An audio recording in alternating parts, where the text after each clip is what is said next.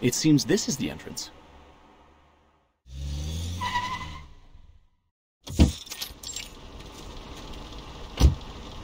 Green Lake campsite.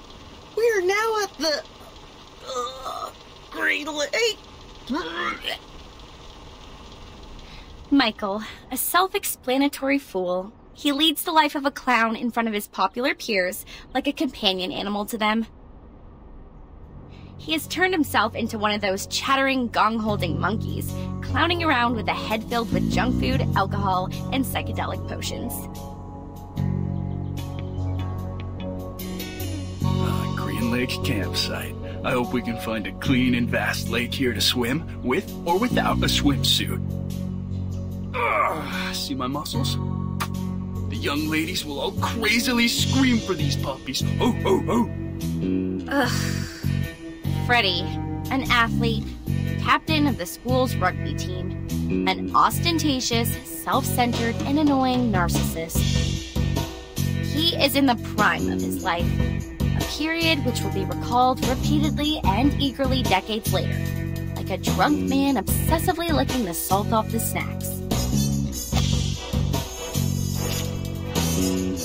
Damn, Freddy.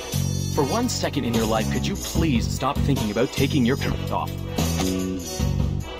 He is in the prime of his life, a period which will be recalled repeatedly and eagerly decades later, like a drunk man obsessively licking the salt off the snack.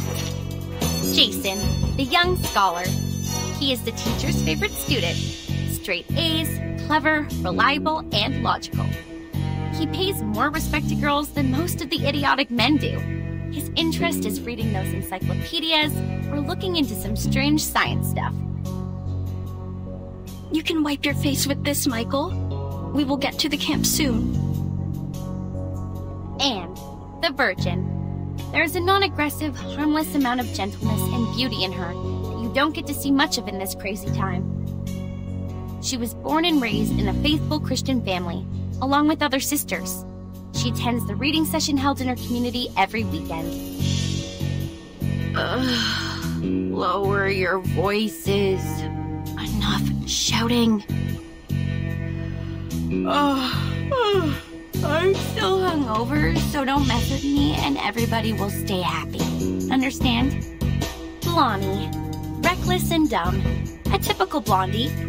Always indulging herself in alcohol, beautiful clothes, and other vain pleasures.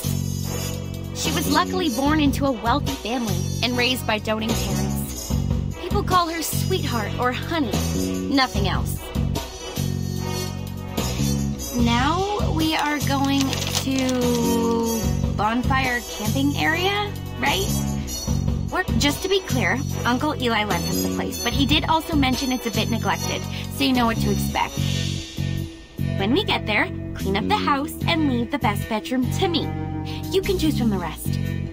Michael will be glad to help you, sweetie. Take Anne with you. A girl would know to attend to details. One day, she will pay for her doings. One day.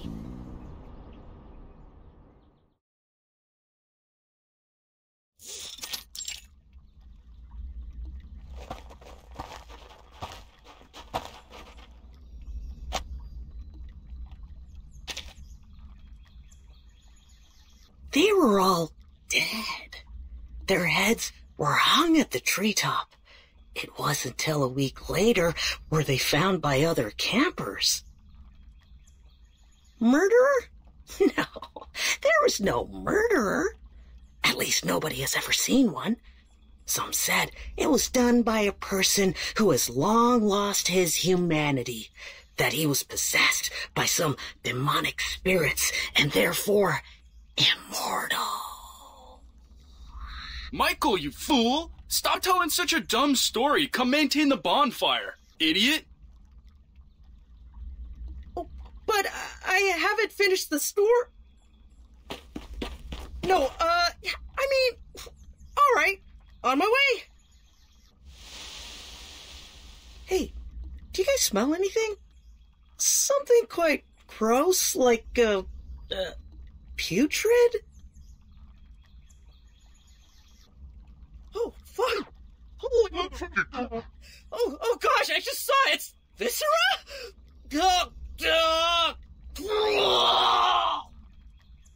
Jeez, F you! Don't throw up on me, Michael, you damn jerk! Ugh! Step back.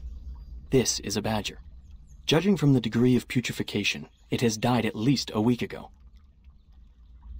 Blondie, did your uncle mention any beasts living in the woods? Blondie? Oh my goodness. They sneaked away again. In this very moment. Well, I think so. She left with Freddy when Michael started puking.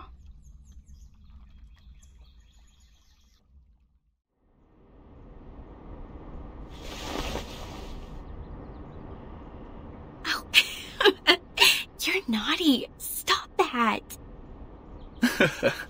Yeah, I can push this further. You see, I will...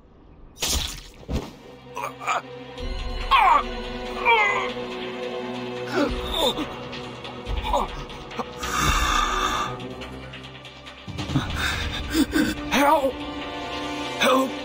Help!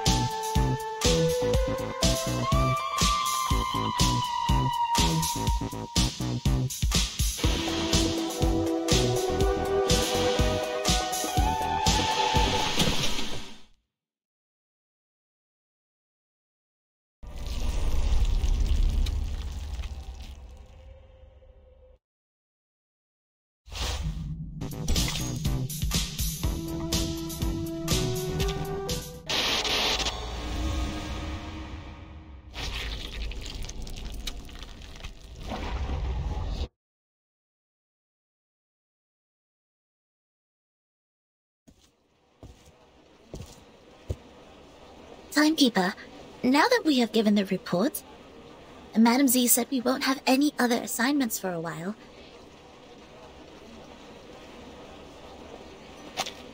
Timekeeper, now that we have given the report, it may be a little abrupt to ask, but I was wondering if you would like to take a heritage train ride with me.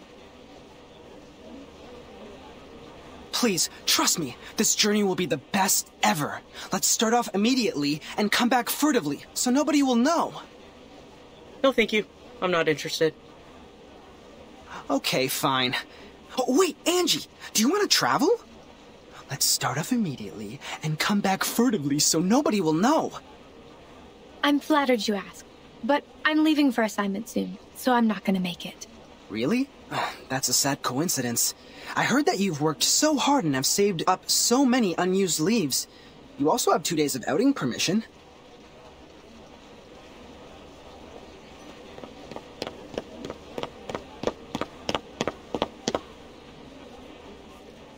Oh, hey guys. Us? Yes, you guys. Our great Miss Timekeeper and her excellent assistant, Sonetto. Am I right?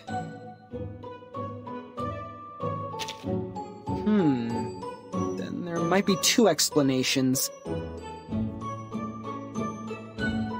1, I got the wrong person. 2, this is your sense of humor. Such a puzzle. Deducting by the logic, we might be drowning in the latter one. You just made a joke. I don't find it funny, but considering I have an odd sense of humor, I can politely laugh at your joke. Like this.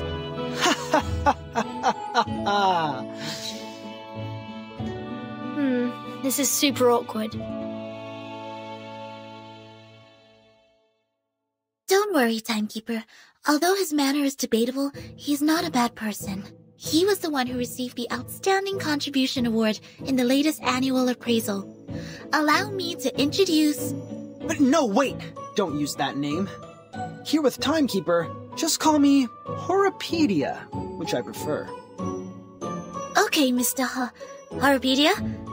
I've never heard of this nickname of yours. It's a long story. I can share with you at another time. Now, let's get down to business. Have you guys heard of the myth of the Green Lake campsite?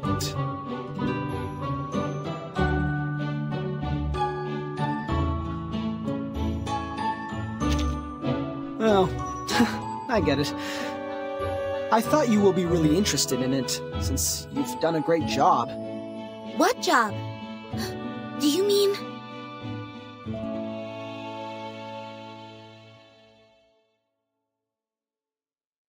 helping me find the map. What do you think I'm talking about? It was well done. See? Here are 6 maps. The most intact and beautiful one was from you. Thank you for your approval. A mystery solved. No wonder I found the handwriting on the envelope familiar. I did some research on Green Lake Campsite after piecing together the map. It was the map of one of the training bases of Xeno. They used to train their youth force there in the early 60s and deserted that base in the early 70s. It had been under use even before it was abandoned. It was more of a Boy Scout camping site than a military training base. Exactly, Miss Sonetto.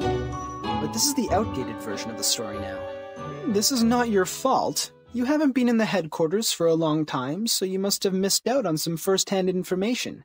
Now, about the Green Lake campsite, we have some updates.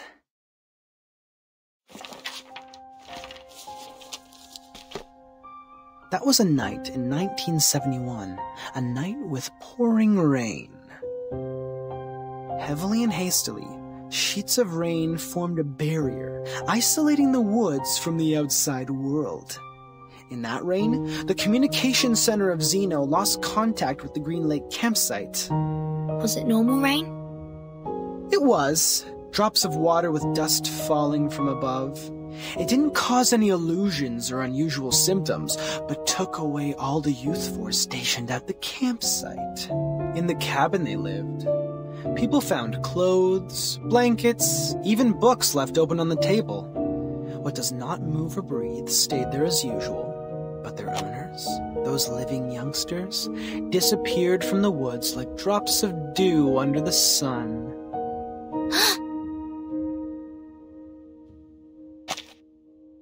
In the cabin they lived, people found clothes, blankets, even books left open on the table.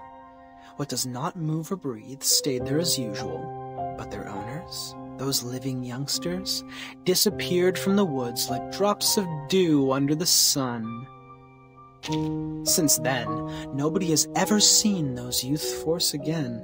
Xeno has not, nor Laplace, nor us. Green Lake Campsite has then become a ghastly and deserted land. Miss Sonetto, please put down your hands. They're hindering your ears from receiving information. You might then miss the climax. Thank you for the kind reminder. It was an unforgettable night.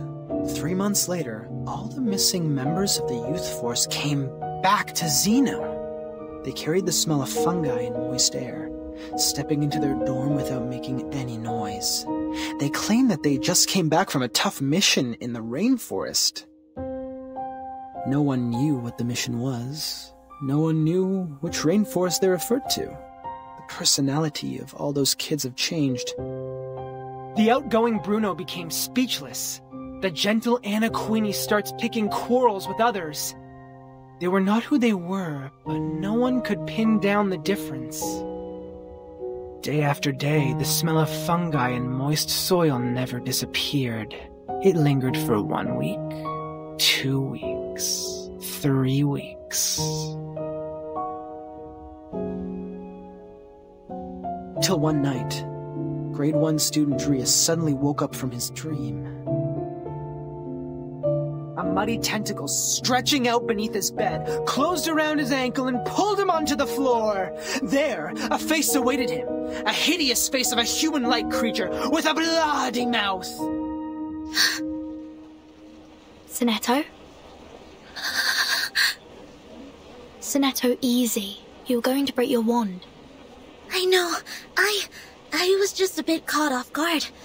It has never come to my mind that such a bizarre event would take place within an official institution. Funny story, Mr. Horrorpedia.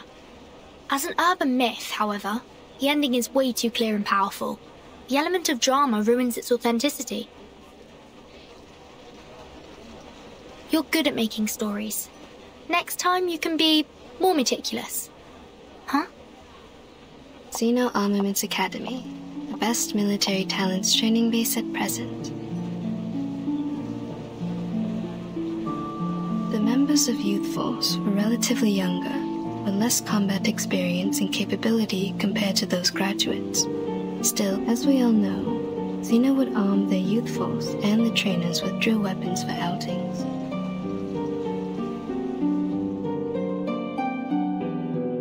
It was nearly impossible to wipe out a Youth Force in the territory of Xeno without being noticed by the Academy. I see. So it's not true, just a made-up story. Miss Tooth Fairy, did you come back from the trip? It was nearly impossible to wipe out a Youth Force in the territory of Xeno. I've rerouted my journey to a new destination. My companion suggested us to meet at the Foundation first, so I came back earlier. Anything wrong with the original destination? It's fine and safe, but now I have a better place to go. It's a place of myths and danger. There once lived many adolescents. With any luck, I will embrace a harvest of baby teeth. No way. The place you're heading is... It's Green Lake Campsite. But wasn't it a story?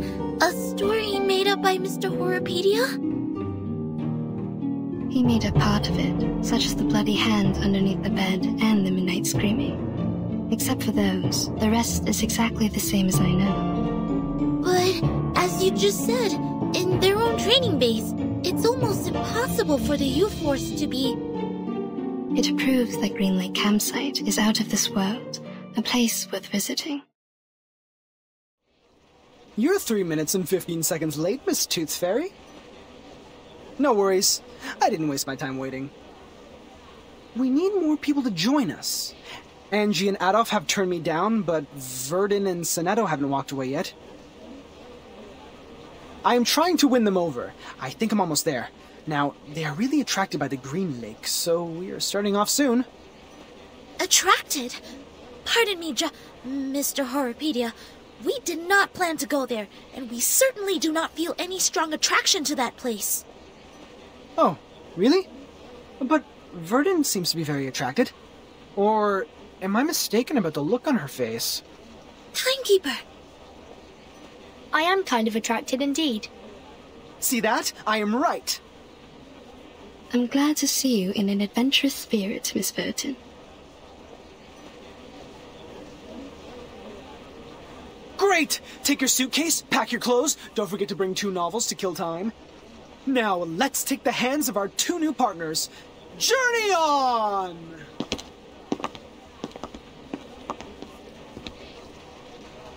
Please, wait a minute!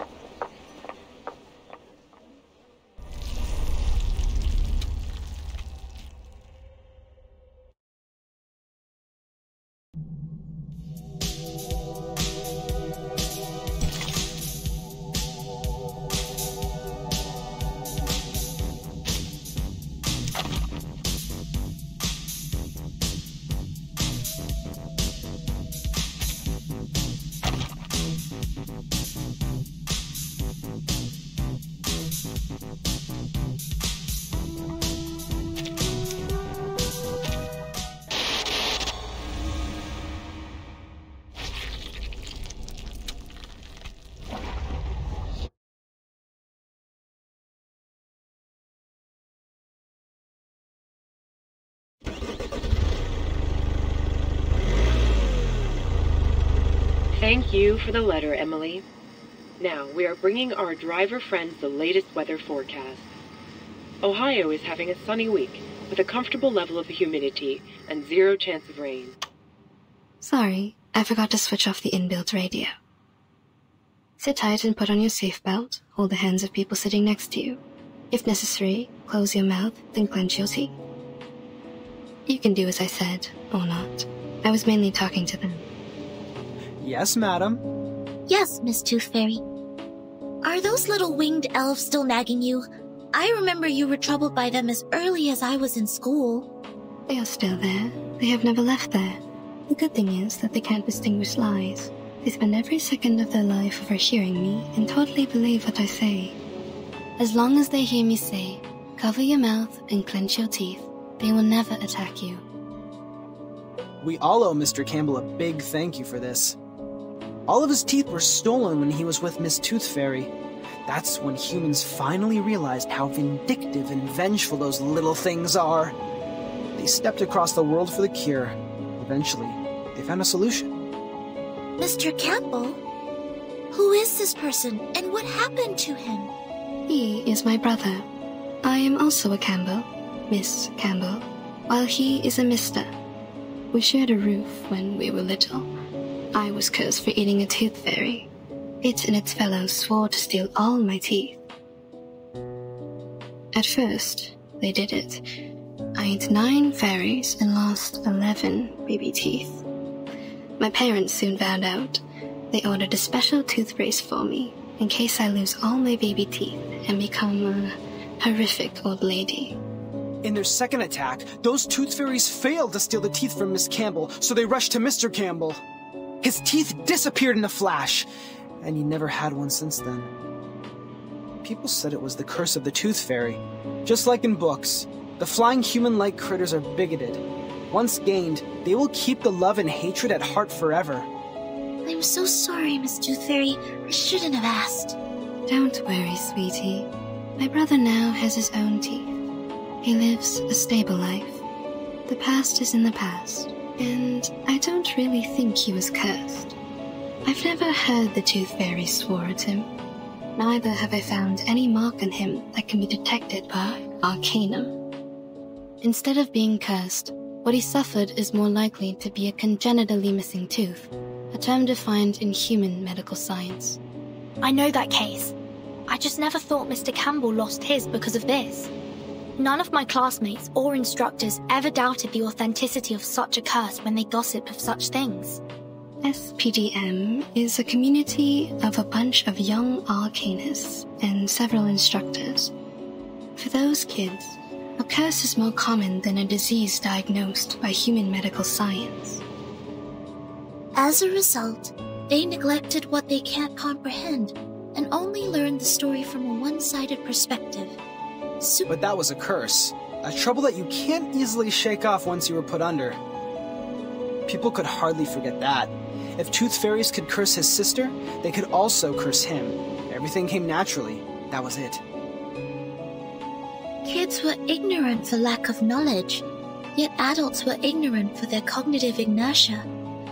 In a story where truth and falsity are mingled together, it is hard to tell which is which. After all, life is not a show.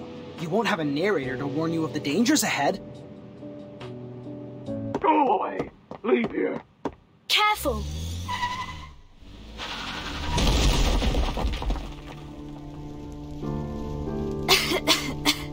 Timekeeper? Miss Tooth Fairy? Are you alright? We're good. Don't worry. Cover your mouth and nose. Get out of the car. Is everyone okay? Did somebody get hurt? Timekeeper, you... Go away! Go! Go away! Get out of my woods! I heard it. I heard it. I've heard the gods' will. Oh, God. Oh, God. I will guide your children. I will guide them. Guide them away from the demons. From the land of demons.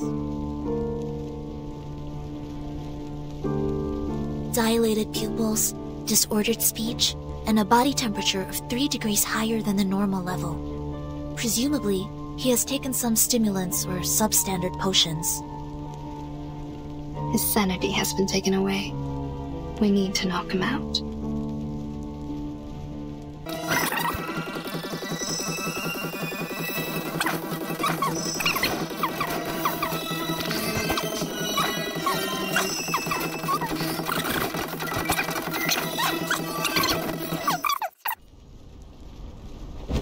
He fainted out. Problem solved. But my car broke down. We have to walk there. No problem, Miss Tooth Fairy. I took the map with me before we got out. But there is smoke coming out of your car. Is it alright? Don't worry, Verton. My brother bought an insurance. The brokers will soon contact him.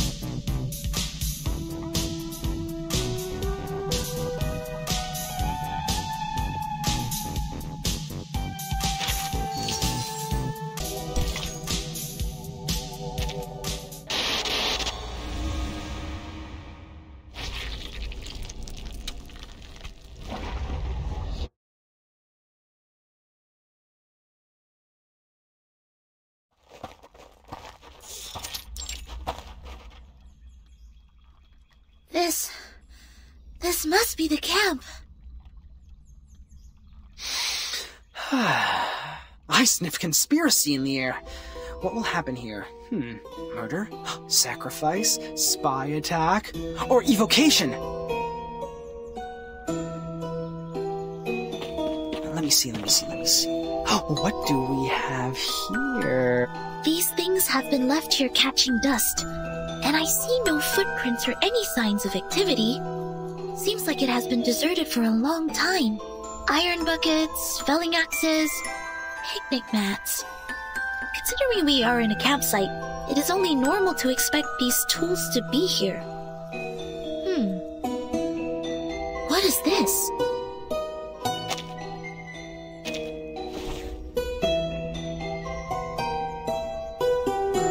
Anything? Have you found anything, Sonetto? Something is buried in the ground. Right here. A box? Made of iron or aluminum. It looks like a candy box. Judging from the rust, it has been buried here for 4 to 5 years. A kid's candy box? No, adults can love candies too. Looking at it from a different angle, is its owner still alive? What happened to the person here? Why was this box buried with a battered magazine? From the traces of activity here, it's probably been left by its indiscreet owner. Wait. This is the Green Lake campsite. We just met a madman who called himself an oracle. He drove people away from the land of demons. Open it. If this is from a brutal crime, there might be some evidence inside. We are all ears, Miss Verdon.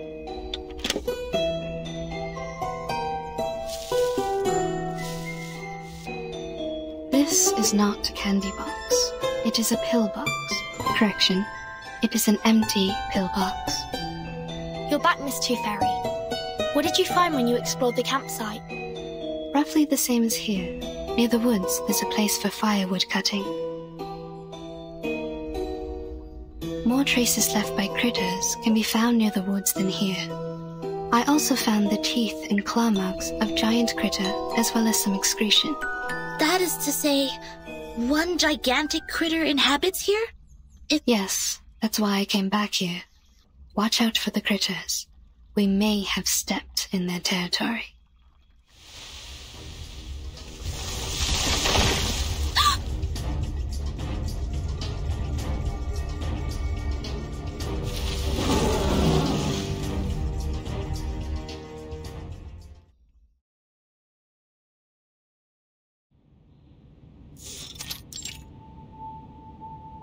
Yeah, I understand. I'll tell them to be careful, yes. Thank you for your advice. Bye. Angie, come in. This is the file that the timekeeper submitted. It's about the storm. Please hand it to the research department. Affirmative. I will bring it to them. Next month, your squad will be dispatched to North America to join Xeno for a joint mission. The tactical unit under the timekeeper will be replaced by the 3rd squad. Please complete the handover procedure before you leave. By the way, your application for the outing permission has been permitted. The document will be posted to your door mailbox by 7 p.m. tomorrow. I'm very grateful for your help, Madam Z. You're welcome. Get some good rest. Don't forget to remind your team members that actions outside areas mentioned in the application will not be allowed. They need to return back to the headquarters by the specified time and check in once they're back. I will, Madam Z. I will look after them. Off you go. Oh, hey, Angie. I heard that Tooth Fairy has returned to the Foundation. Please tell her to come by my office when she's available. Miss Tooth Fairy? I suppose she has gone by now.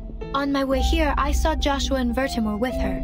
They seem to be planning to travel. Joshua? To travel? No. Nope. I haven't received his outing application. Which means... He did have some past records of violation, such as being late, absent from duty, and taking actions without permission. His past records means that his outing application will not be permitted. He must be well aware of it. That's why he wasn't even bothered to apply for one.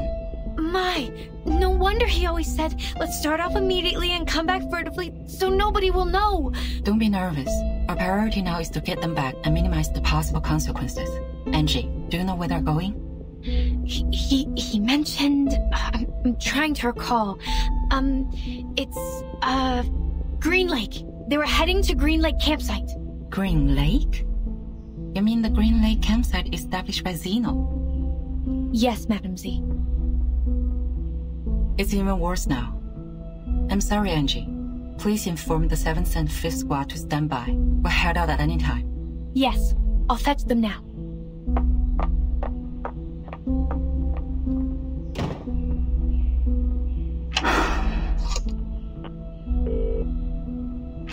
Hello?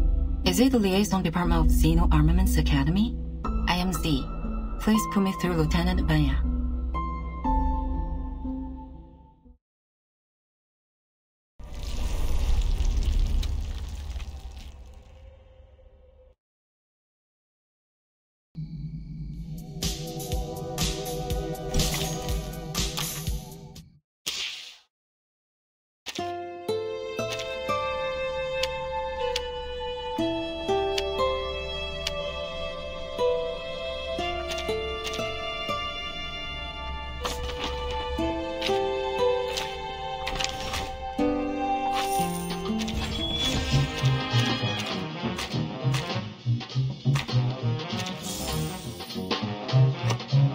Sounds like the roar of a wild beast. Also like the spooky hoof of the underworld.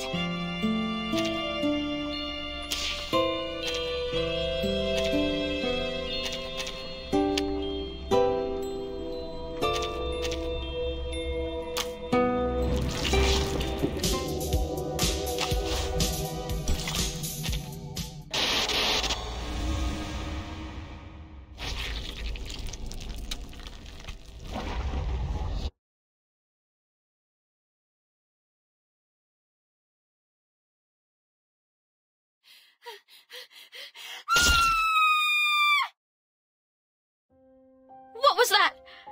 Did someone scream? My God, Jason, we have to check it out. I know they like to fool around, but we are here now. Michael, stay here and take a rest. Shh. Don't make any noise. All right. They will all be fine, huh? Hope so.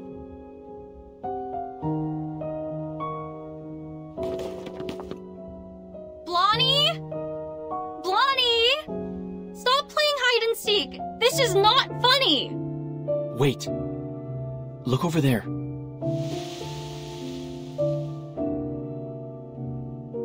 Lonnie? No.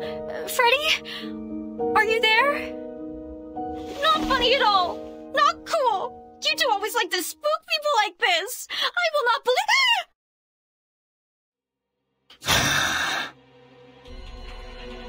Man, stay back!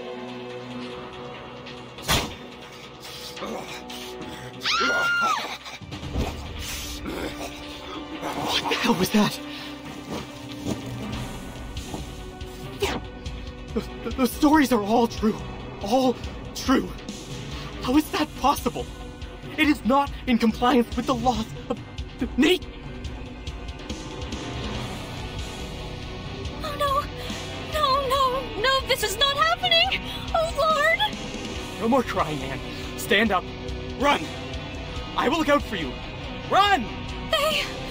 Both of them are dead! My God!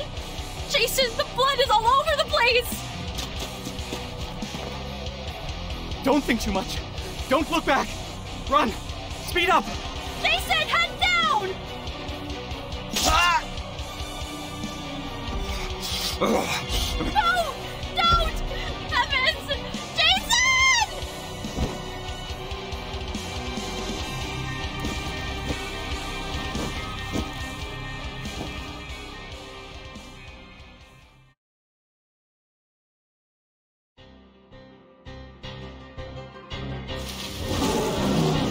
Damn it, it's catching up!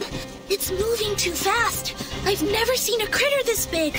Not only the size, its strength and speed are also much enhanced from what we learned in the Arcane Creatures class. It took Miss Toothfairy's velvet pocket. We have to bring it down before it's too late. Horopedia, do you have some cobweb bullets to trap it? Only one left. Are you sure we have to fight it in the woods? We don't have an edge. The campsite was completely destroyed within 15 seconds. I don't suggest that we kill ourselves in this way. According to the map, there is the other campsite built in a wider region. Turn left here. Keep going for 100 meters, and then cross the bush. Whoa! Shoot that bullet! It's going to get you! What a pity. I was thinking of catching something else. Excellent! It's trapped. The bush is right over there. Follow me. Let's speed up.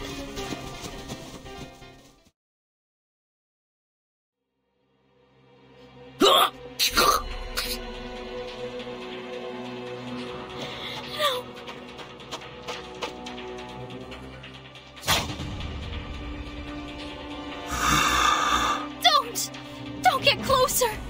No, don't! Wait! You people are...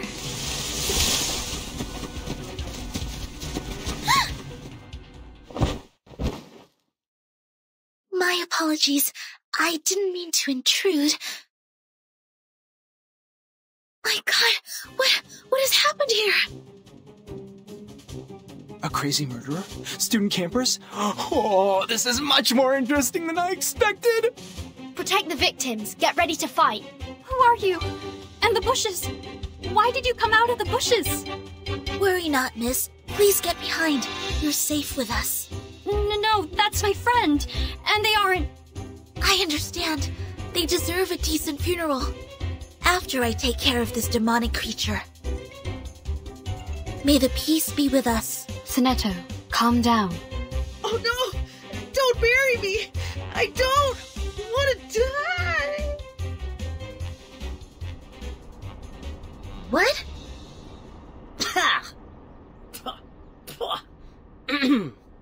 This taste of cherry syrup is killing... You're still alive? Huh? Of course. What kind of question is that? But you were vomiting blood, and that gentleman over there doesn't even have a head attached to his body. That's a prop. It looks like a real one. Nicely done. You add bloody taste substitute into the cherry syrup, which makes it smell like the real blood. Be prudent about the dosage, because it's slightly addictive. You've used too much. What on earth is happening? This is a theater, or a filming site. These young people are busy with their business, while we just interrupted them. I'm Anne. Are you two the actress Jennifer recruited? I'm afraid I don't know this Jennifer you are referring to. My bad. She sometimes goes by the name Blondie. It was just me who always calls her Jennifer. Damn it, you idiots! Get your ass up! There's no way we can use this take! Here she comes! Sorry, excuse me.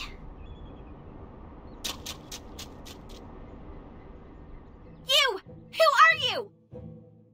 Vertin. No, that's not what I'm asking! Huh? Are you asking me? I am Horopedia. And you are... the big one? The athlete? The smaller one? The fool? And the slim one? The scholar? The only girl who's standing here? It seems like the first girl who lay down. I'm talking about you, right. A blondie. What the hell? What is in your shrinked brain? I'm asking who the hell you are, why you are here, and what do you break into my film site for? Film? Yes, we were in the middle of shooting a movie. A horror movie. Jennifer is our director? And playwright. Is that the word? Horror movie? Here? Where's your gear? What's the story? What's your business here? What? Aren't you confident enough? The gear is right here! In the script, too! Take a good look at it, smartass! Recorder CCD TR57? The latest version. A pretty one. It costs quite a lot and has many features. Optical camouflage outer shell, long standby time for operating independently, and hand gesture triggered flashlights and lighting adjustments. Wow. It's the first time to see a real one, other than those advertisements printed on magazines. What a coincidence.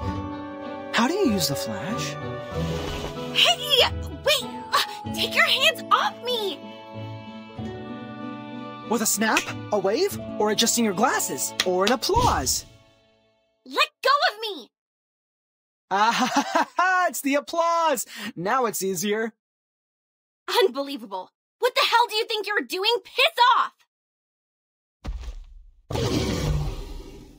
5 minutes, 31 seconds. The sticky bullet should have been 4 times more powerful than this, but still within my estimation. Hey, Blondie, clap your hands! God damn it, for freak's sake! Look what you brought here!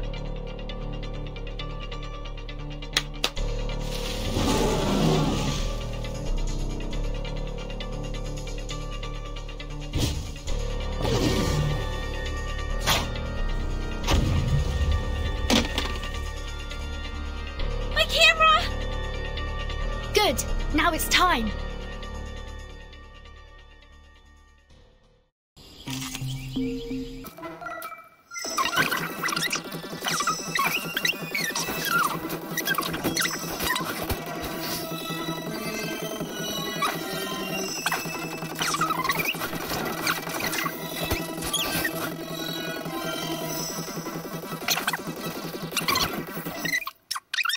The verdict is guilty.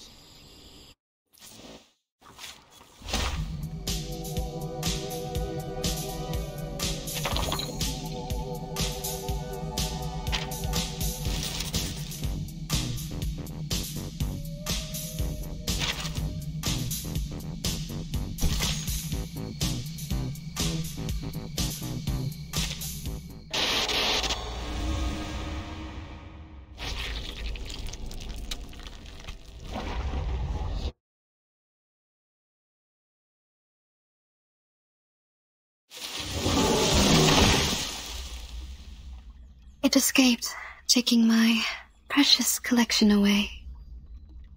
Now there's no way to follow it. The trees it pushed down have blocked the path. This would take us some time. That was definitely not your usual critter. Miss Tooth Fairy, what kind of traces did you find earlier? Most of them are left by medium and small critters, Claw marks of giant critters are clear but few. There's probably one critter of such immense size. Besides, we need to offer an explanation to that lady. Of course. Why are you all staring at me? Do I have something on my face or my clothes?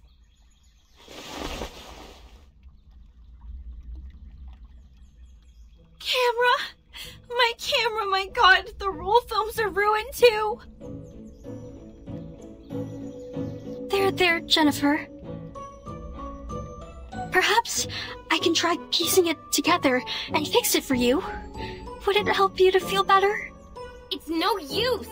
Everything in it is gone, every take I took. Yeah, like what Anne said, don't be sad. Thanks to your generosity, none of us were injured.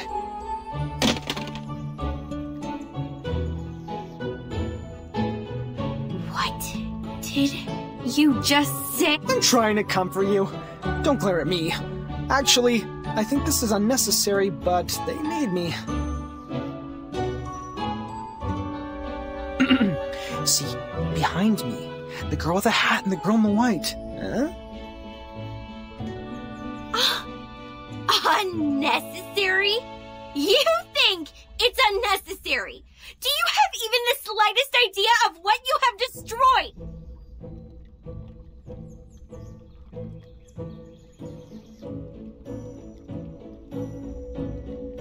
Make your four eyes useful and look at these. What do you think they are? All right, calm down. Let's be reasonable. If you were mad because of your movie, I am really sorry. But at that very moment, I thought our safety mattered the most. Also, I have good news for you. This recorder is meant for taking daily family videos. The clips taken by it aren't nearly enough to be called a movie. So, to some extent, I just prevented you from shooting a disastrous movie. If you are looking for any financial compensation, please talk to the girl with the hat. Come again? Who is going to make a disastrous movie? No! Don't change the subject! Movies! No, I'm not raging over some movies! I don't care about this shit at all! You think money can get you out of trouble? It doesn't even come close! That was a limited collaboration product of Recorder and Lucas. You can only find 3 of these all over the world. Only 3! It's more valuable than any jewelry or luxury handbags. The suede decoration on it alone can buy 200 of your stupid head, dumb. Shoot! My makeup! What are you sticking there for? Go clean the broken trunks and branches off the path. We have to get back to the cabin as soon as possible. I have no desire to catch a cold in the rain. This is not a safe place for you. Get back to the town, find a hotel, and take a hot shower. My students and I will escort you to the main road at the edge of the woods and arrange a car for you. If any of you have symptoms like an itchy throat or rising temperature, please buy some Robitussin or a similar drug at the nearest pharmacy. Ugh! No, I'm not leaving. The movie is not finished. As long as you take care of that big monster, I can continue with my project to get that shit movie done. But we don't have the camera, you dumb girl. You have no idea what we are doing here, so don't tell me what to do if the best you could do is handcraft some props. Staying here is really not a wise choice for you. It is very dangerous and you can't protect yourselves. It's our right to stay here. You can't just expel us.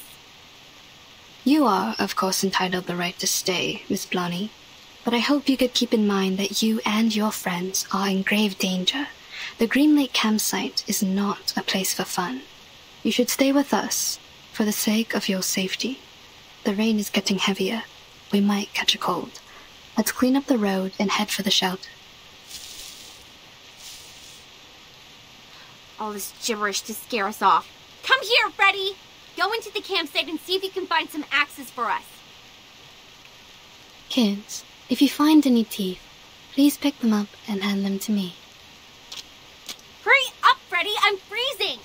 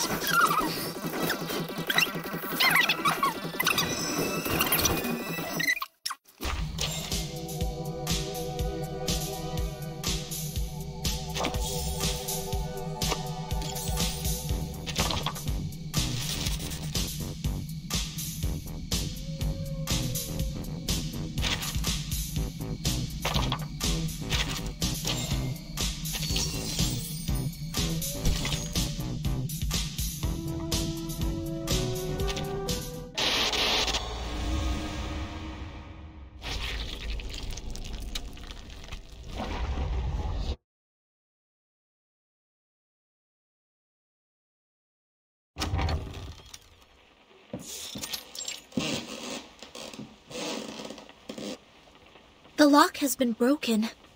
Those are bite marks from small critters. They might have nested inside. This damn place has power supply? Who'll pay for the bill? Maybe it has underground cables, or it's powered by some generation sets left by Zeno. Wait. Stop here.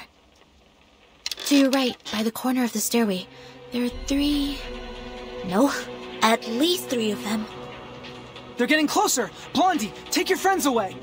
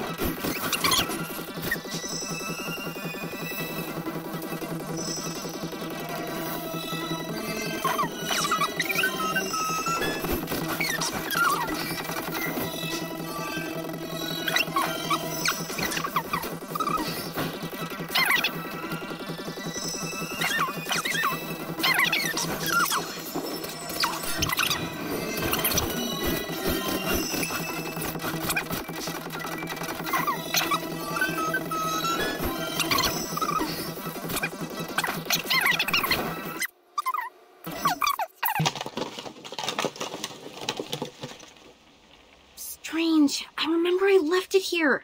Where's the camera? Are you looking for something? Perhaps I can help. No one asks for your help. Go away. If you have nothing better to do, go clean the house up.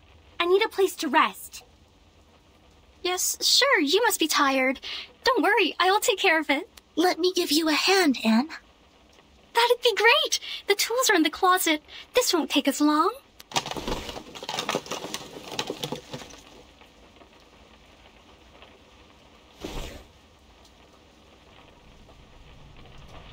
So, you guys are really the investigators from the St. Pavlov Foundation? What is St. Pavlov Foundation? No way! You've never heard about St. Pavlov Foundation? St. Pavlov Foundation is an official institution that takes in and organizes arcanists, Anne. My friends and I work for them. We will try our best to keep everyone here safe. I've never met a real one. What do you guys normally do? Taking humans for subject research? Roaming around to snoop on the political parties? Are those stories true? Human subject research?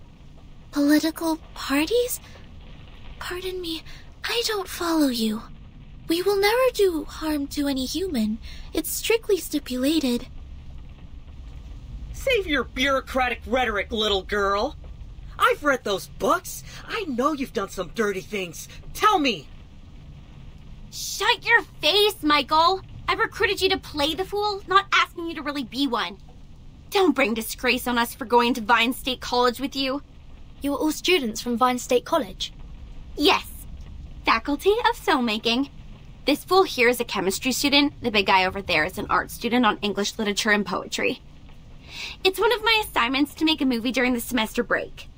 So I hired every useless meathead available and traveled all the way to this shoot just to shoot a stupid horror movie. Stupid horror movie? I thought you loved horror movies. Ew! Don't disgust me. Who would possibly have interest in the movies filled with characters in sweat and dust and presenting zero romance or any nice costumes? You mean you are not interested in horror movies, but determined to film one here?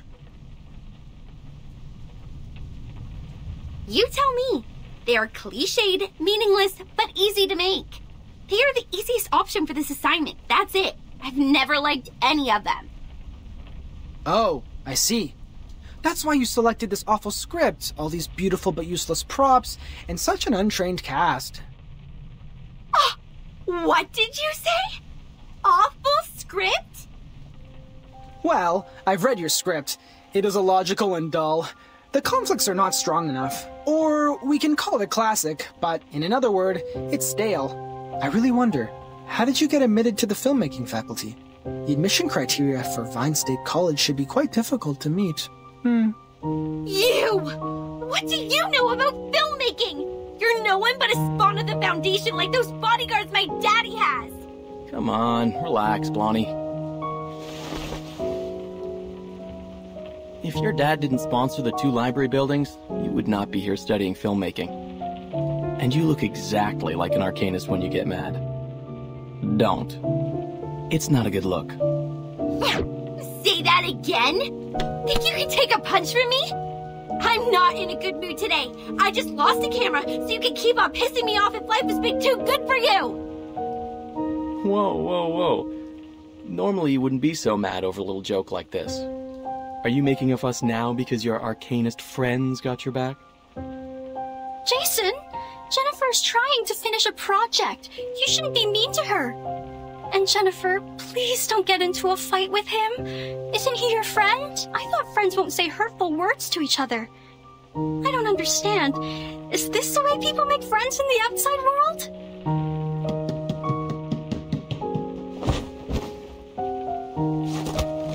I will knock off every tooth in your mouth and give them away to that crazy teeth collector. Only in this way can your empty head remember how much I hate being called an arcanist.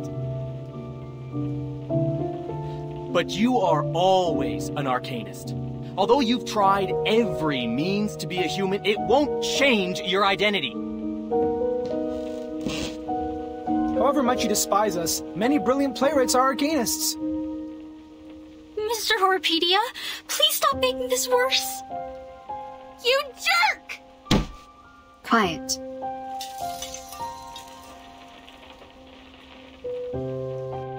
If you don't shut up now, I will shut you all up forever. Miss Anne has a point. This is not how friends get along. Ladies and gentlemen, we are not here to fight. We need to cooperate. I don't expect you to love each other, but no more fights. I don't care whether you are arcanist or human. Now sit back on the sofa, everyone. I'm sorry, Miss Tooth Fairy. I'm sorry too. I should have stopped them.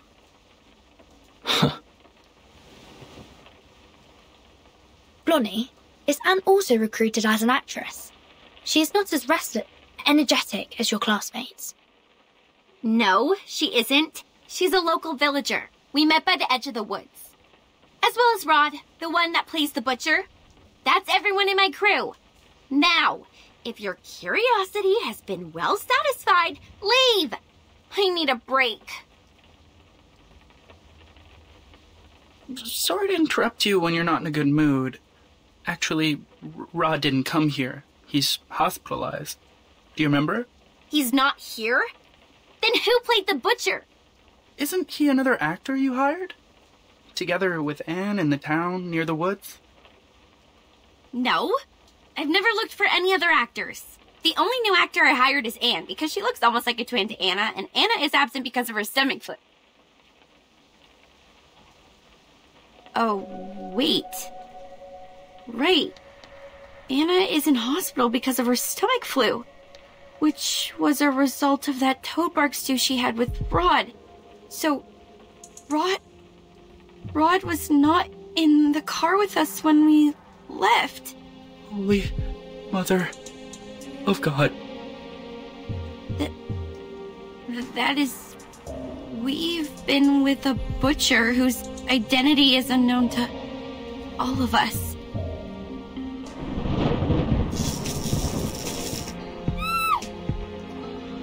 Jennifer, don't worry. I will protect you. How is this possible? When did this place get so dark? What time is it now? Hey, Reddy, stop whining and take a look at the clock. Okay. Afternoon. 1 p.m.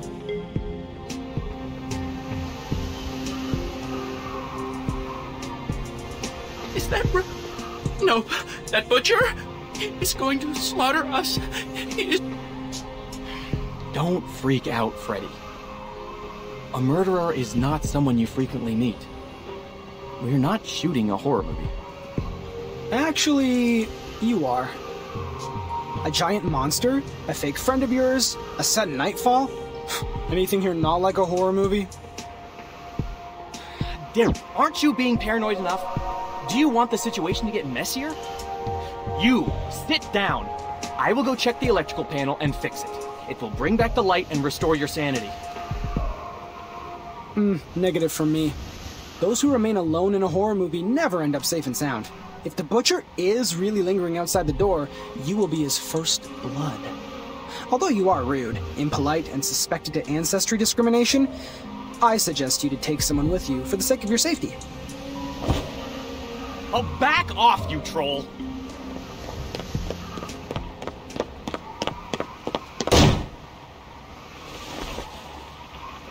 He really didn't do that on purpose, did he?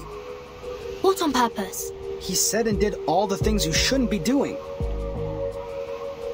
We are in a horror movie. His actions are like taking some sleeping pills, putting the noose around his neck, and shooting himself in the head.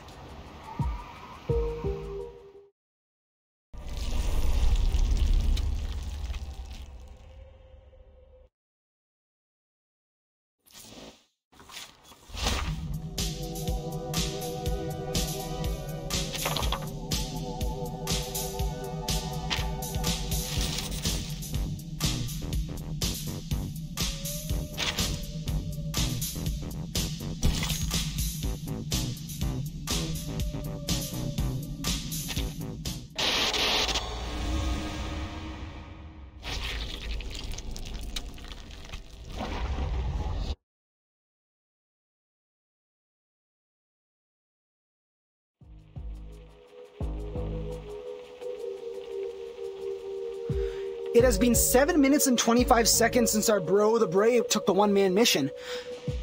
I have never fixed a panel before. Can anyone tell me if it's normal to take this long? From my experience in human society, it is not too long. If the device has been drastically destroyed or the maintenance man is not familiar with that model, it will take a longer time to fix. This is not unusual. We need to go outside to find him. We are not in the human society. Aside from the butcher, he might confront some other troubles. Zinetto, you stay here with Miss Tooth Fairy. I will go find Jason with Horrorpedia. No matter if we find him or not, we'll come back in 5 minutes. What if you don't? Then it means we are not in the kind of horror movie where misfortune only happens to lone wolves. If we don't come back, please evacuate the whole campsite and contact rescue. Jason? Yeah, it's Jason! He fixed the lights!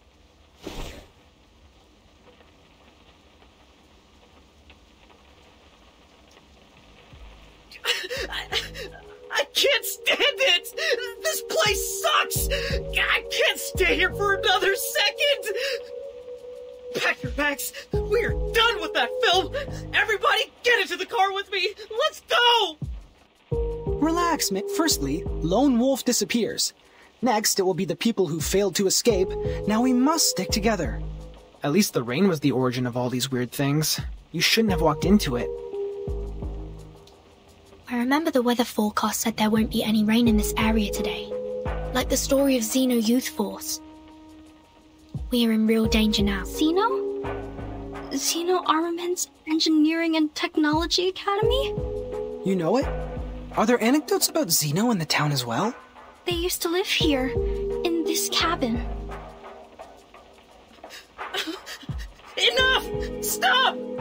Ed, stay away from those weirdos! We're leaving!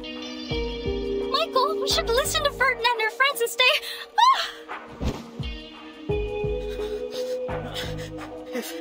If rock can be fake, this whole campsite can also be an entire illusion! You guys look normal, just like any ordinary people whom we would possibly run into in a place like this. But then you will infiltrate. Please calm down. We've only been trying to help.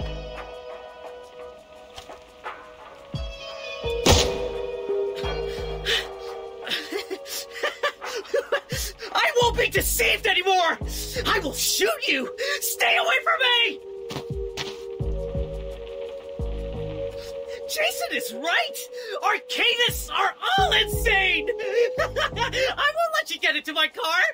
You guys stay here and wait for the butcher to get you!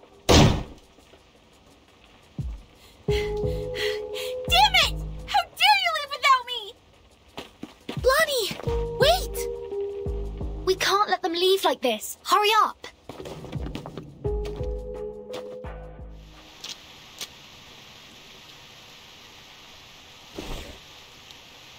This is not good. It's too dark out here. Hardly visible. Michael must have driven out of here. But how did Blondie disappear in the blink of an eye? To the south. The skid marks and footprints all point to the south. Here are the claw marks of the critter. They might be in danger. We need to hurry up. Over here! I found her! Blondie, please stay still. We're coming for you. Miss Tooth Fairy and Horopedia, please follow them. Sonetta and I will handle this. Be careful. This critter is very malicious. Use this if needed.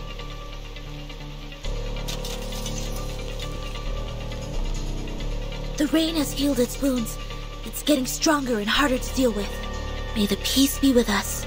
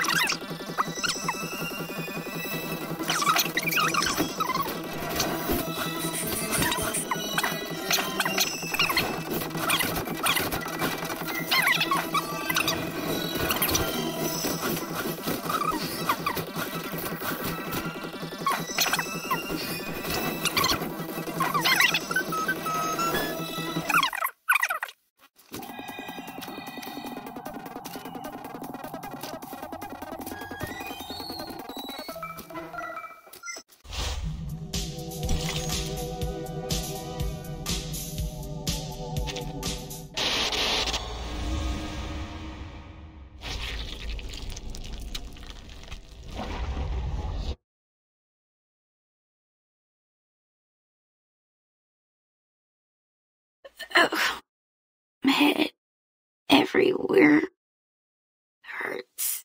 Did I get pulled into pieces or pieces? No! No! Blondie, you're awake. I have just given you first aid for the wounds. For now, we will have to wait for Miss Tooth Fairy to administrate a thorough treatment when she comes back. Don't worry, she's very professional and skillful. You won't feel any pain in the process. Am I in the cabin? Then I'm not dead. Good, I'm not dead. You are safe.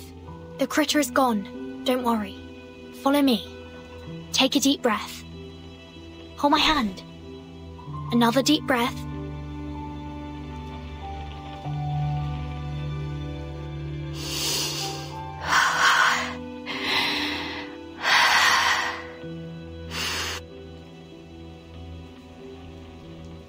Do you feel better now? Thank you. I feel much better now. Oh, Anne! Where is she?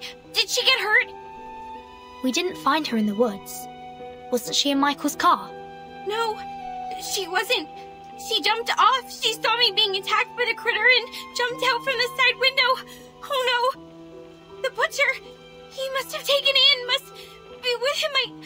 I saw him too. He was walking towards her. Just like what would happen in a horror movie. It's okay. Here, take my hand. We know where she is now. This is good. We will get her back safe and... Okay. I understand. Miss Tooth Fairy, you're back. Where is Michael? They have gone. We are not able to catch up and intercept their car. It crashed on the edge of the woods in front of us. Crashed on the edge of the woods? What do you mean? I don't know either. The car was about to rush out of the woods, and then we heard a huge crashing sound. The front section was squeezed together, and the rear wheels were lifted in the air. And there was an explosion. Looks like it happened right in front of us. Too quick and too astonishing. We got to the car. The fire caused by the explosion was being extinguished by the rain. We found no one but this key. Is it yours, Blonnie? No, never seen it before. I always have some decorations or a doll attached to the keychain. This one is rusty and too plain. It smells weird too, like dirt.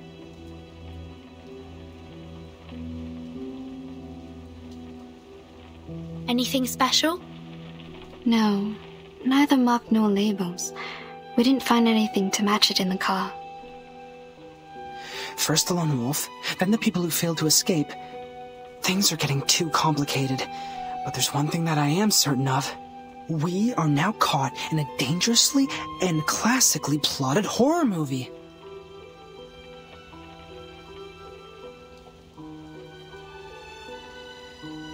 That means Anne jumped off the car in order to save Blonnie from the critter's attack. Then she got lost. According to Blonnie, the last thing she saw was the approaching butcher from the woods. She's in great danger. We must act swiftly to save her. Also, we need to turn this cabin into a security base for the upcoming battles. Horropedia and I will rescue Anne. He's a horror movie expert, and it will be of great help. In the meantime, you and Sonetto stay here to take care of Blonnie and to secure this room. I will take good care of her.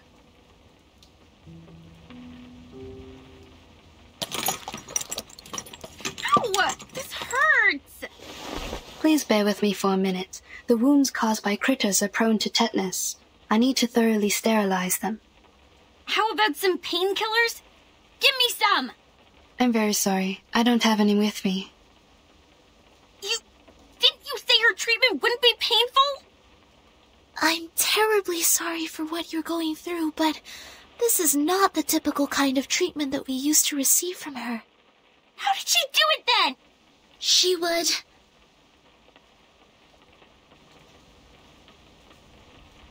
would ask us to take the tooth fairies. That is, those golden elves in the glass jar. They're effective in treating toothache and other oral diseases, but also can be used to reduce inflammation, stimulate wound healing, and relieve headaches. You mean to eat this? Yes. And it actually tastes pretty nice, like mint and flavored dried plum. It just looks a bit unconventional. You would go as far as to eat this shit? Please, stretch your legs. I need to sterilize the inner thighs. Ow!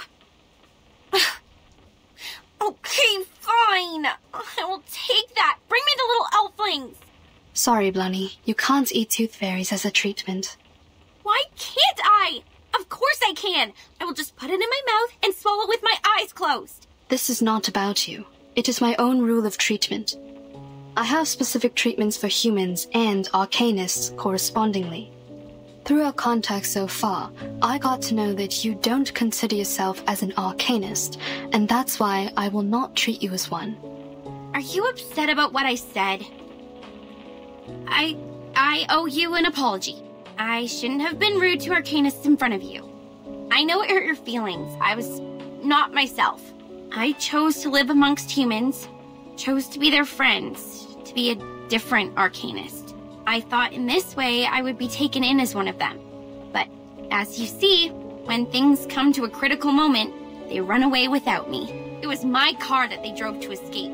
and yet they called me a freak and left me here to die. Funny, isn't it? Sad story. I feel sorry for you. But still, you can't take the tooth fairies. Is this a punishment for what I have done? I can't feed you the tooth fairies, only because you still think you are human.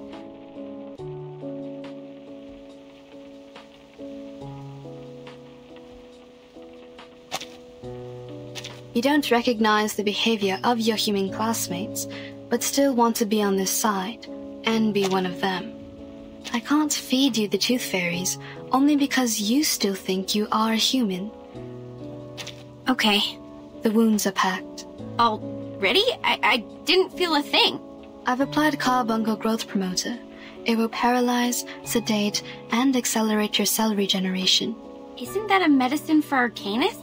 It is a prescription approved by the medicine examination supervised by Campbell. In this case, it doesn't violate my rule. You could have applied this earlier and spared me the pain. I don't rely on painkillers. I am an excellent doctor. Minimizing patients' pain is of course my forte. When kids can't suppress their pain, I normally sing for them to ease their pain. But you didn't sing for me. Was it because you didn't want to? Maybe. I confess, what you did and said at first was really annoying. Arcanists and humans always act as if they were of one merged entity, but we all know how lines have been drawn between their own people and the others. You grew up among humans, and you learned to look away from the truth as they did. Oh, but you do react better to the medicine for arcanists. Your blood is bringing you a good outcome. Look. In another half an hour, your wounds will be fully recovered. By then, you will be able to jump and run freely. However you feel about your ancestry, it is helping you. My wounds. A good outcome. Miss Tooth Fairy, please wait. If what Mr. Horrorpedia has said is true, it's dangerous for us to split up. The three of us should stay together. It will take another 25 minutes for her legs to fully recover. If the situation were to develop based on the rules of horror movies, at this stage, I am safe. Don't... I see. Have you also done a lot of research about this genre? Not a lot. I just browsed the secret notebook left by Horrorpedia in the infirmary. I covered him from the instructors to keep his notebook. Since then, we became friends. Keep things from the instructors? Did you do this a lot? Not really. The rules were extremely strict. Except for Horrorpedia, I only had Vertin as a frequent guest. She pretended that she got a stomachache, lying in bed for half a class. She took many toffees when she left. Timekeeper faked her illness? Ah, and that also explains her toffees. You didn't know that? It seems I need to apologize to Vertin for letting out her secret. But thank goodness you are on her side now. Our negligence didn't cause much damage.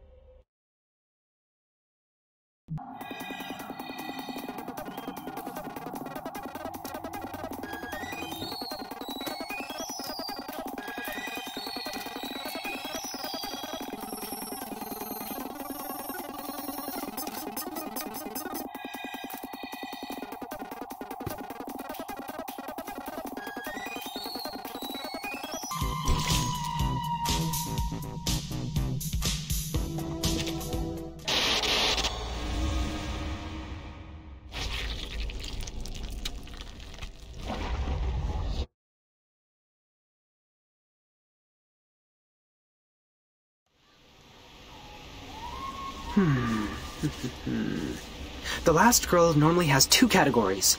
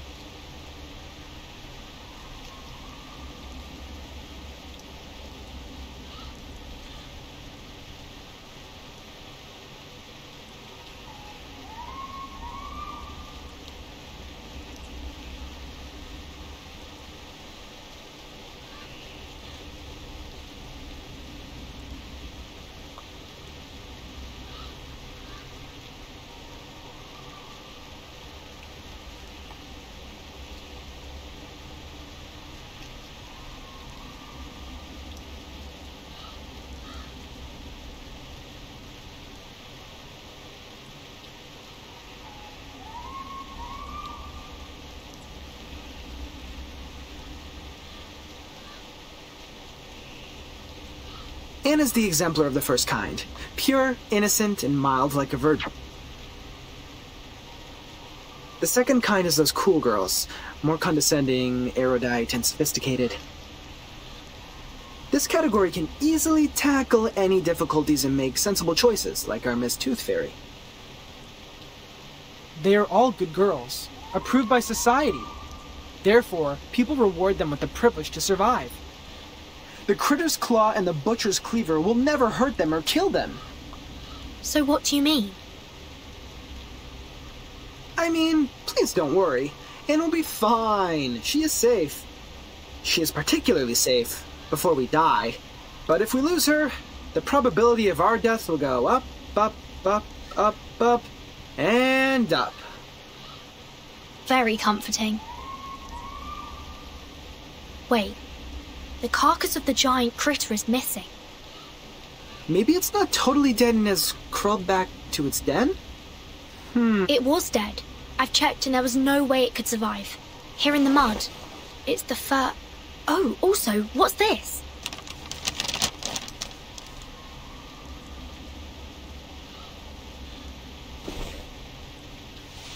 A note? That's weird. Hey, look! It's the butcher's footprints! Let's follow it.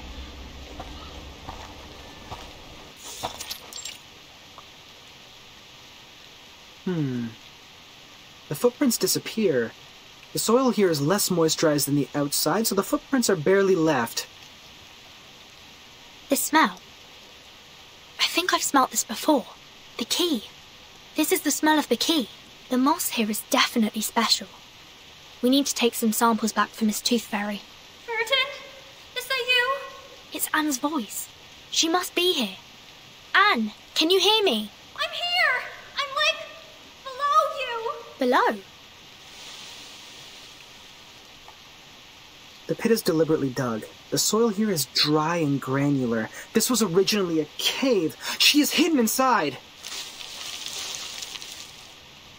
I see you.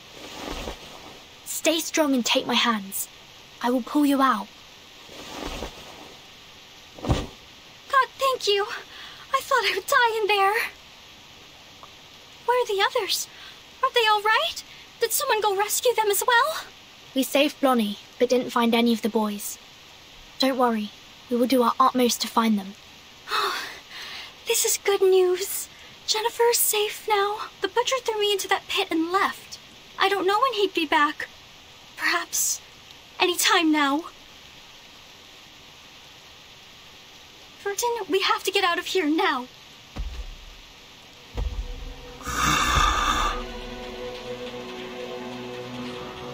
Just as the classic plot goes, this is the right timing. Step back. He can't kill you, but he might hurt you. No, I will fight along this time. I can't be a burden to you now.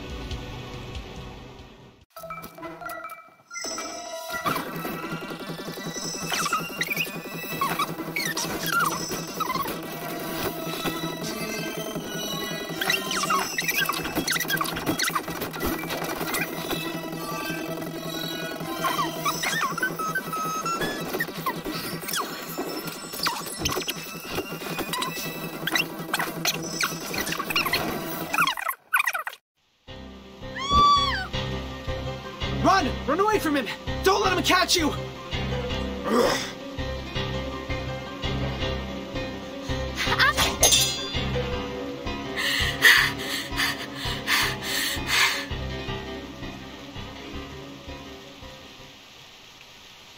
That is... No! No, I won't allow it!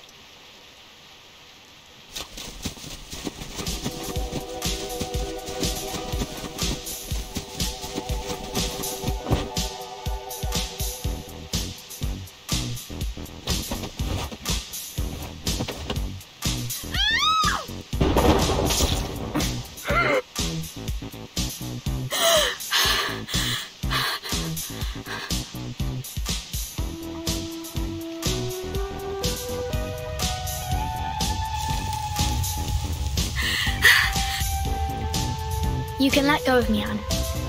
It's over. He disappeared. Oh, right.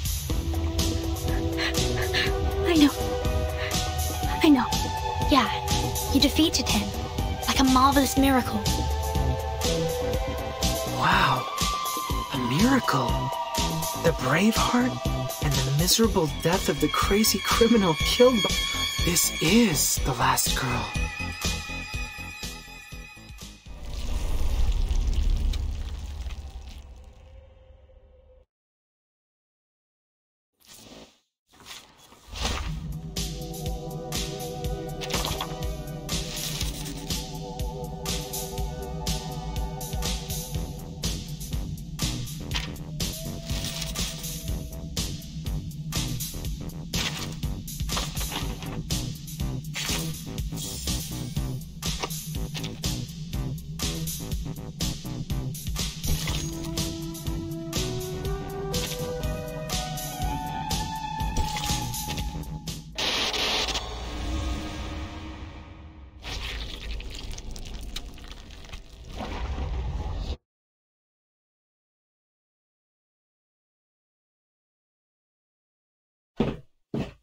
A warehouse filled with bizarre little items. Puppets, a Ouija board, audio tapes, a diary, and a ring box. To my forever love, Victoria, here lies my lifelong secret. In the summer of 1973, I took the life of a young lady. Sounds like an intriguing story. Those kids will love it. The pity is, I find no teeth here.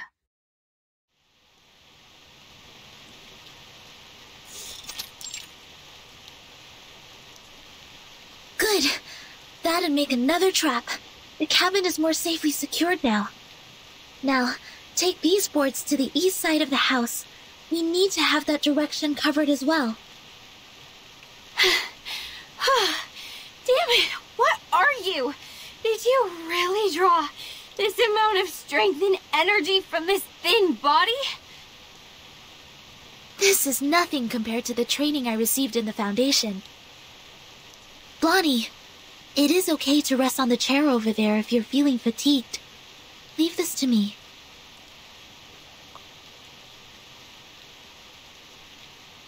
Ladies, I found something in the attic. I brought them here. Burton? Timekeeper! It's Anne! She's safe! Good. What's that behind her? I didn't know there's still an army stationing here. No, that's a cluster of monsters. Well, you can also call it an army. Awesome! How are we supposed to deal with them? We are so dead. I can't run any further. Good. They've set traps in front of the cabin. Sonetto! Activate the trap. Prepare to engage.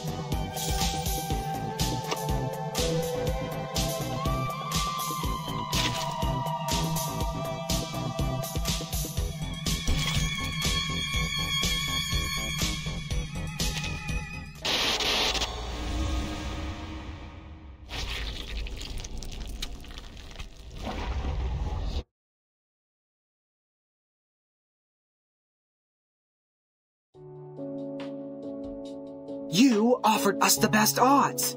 We have the last girl.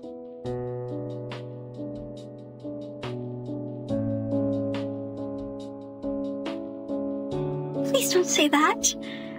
I'm not that good. It was pure luck.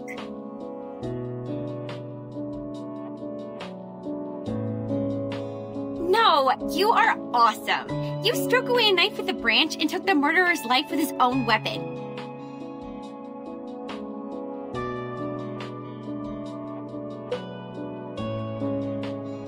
I can't be wrong with your part to play here.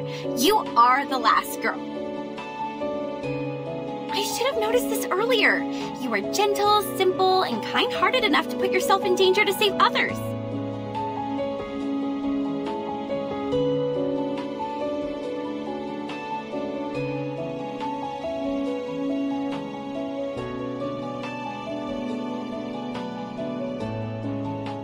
No one is more suitable for this role than you. This is your part. Good. From now on, I will stay right next to you because where you are is always going to be the safe place. Jennifer? Blondie, I need to remind you that the character who relies on others always leads to a miserable end. Get lost. Have you ever wondered why people dislike you? Anne, promise me you will keep me safe with this special power of yours. This is good. Blondie seems to be more relaxed now. She smiles a lot more as well.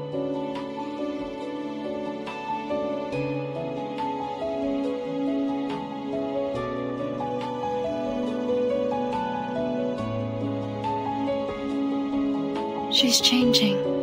Not bad. Miss Tooth Fairy, please take a look at this. A piece of moss, with mud and a sour and earthy smell. It smells the same as the key.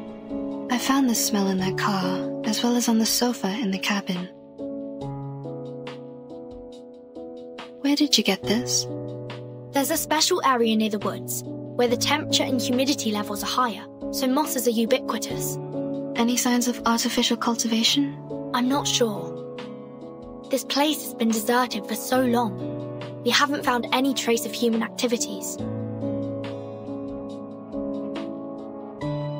This is a potion.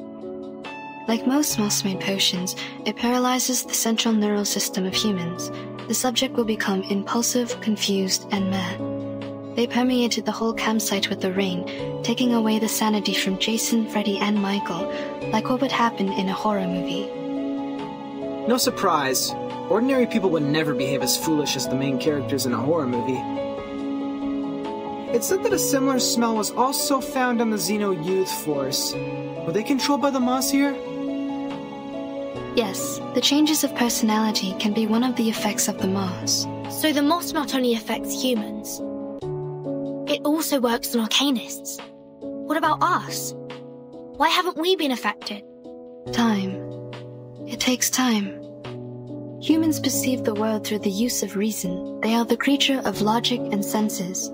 However, they soon lose their sanity when they meet insanity. Arcanists are not the same. We were born with chaotic, mixed emotions. Our innate sensitivity to feelings and potion resistance are stronger. The Xeno Youth Force stayed here for an adequately long period to be contaminated. It will also affect us when the time comes. Perhaps we have lost our minds without realizing it.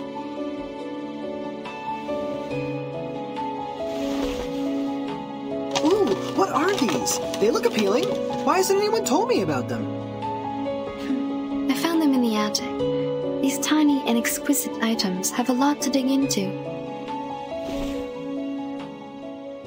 Pity, I still haven't found a tooth.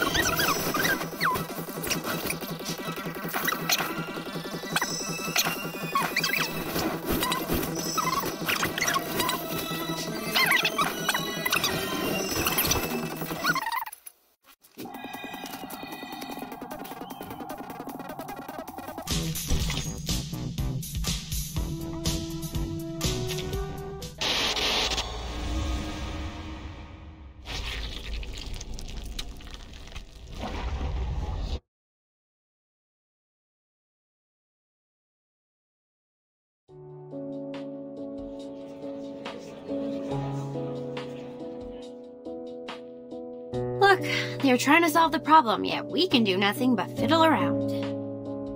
Maybe I should have worked harder in college, so that I can at least understand a thing or two from the conversations. Don't worry, Jennifer. I don't understand any of what they said either. You are not alone. I'm here with you. I'm not like you. You literally don't know anything. I remember when we first met, you asked if everything I had on me. You grew up here, in a small town in the middle of nowhere. It is only normal that you don't know anything about the outside world. But I'm different. I've been to big cities, I've gone to college, I've read books, I pretended to be well adapted to this lifestyle. But in fact, I'm still ignorant, knowing nothing but empty pleasures. My hair color gives away who I am. I'm a silly blondie. Don't speak of yourself like this, Jennifer.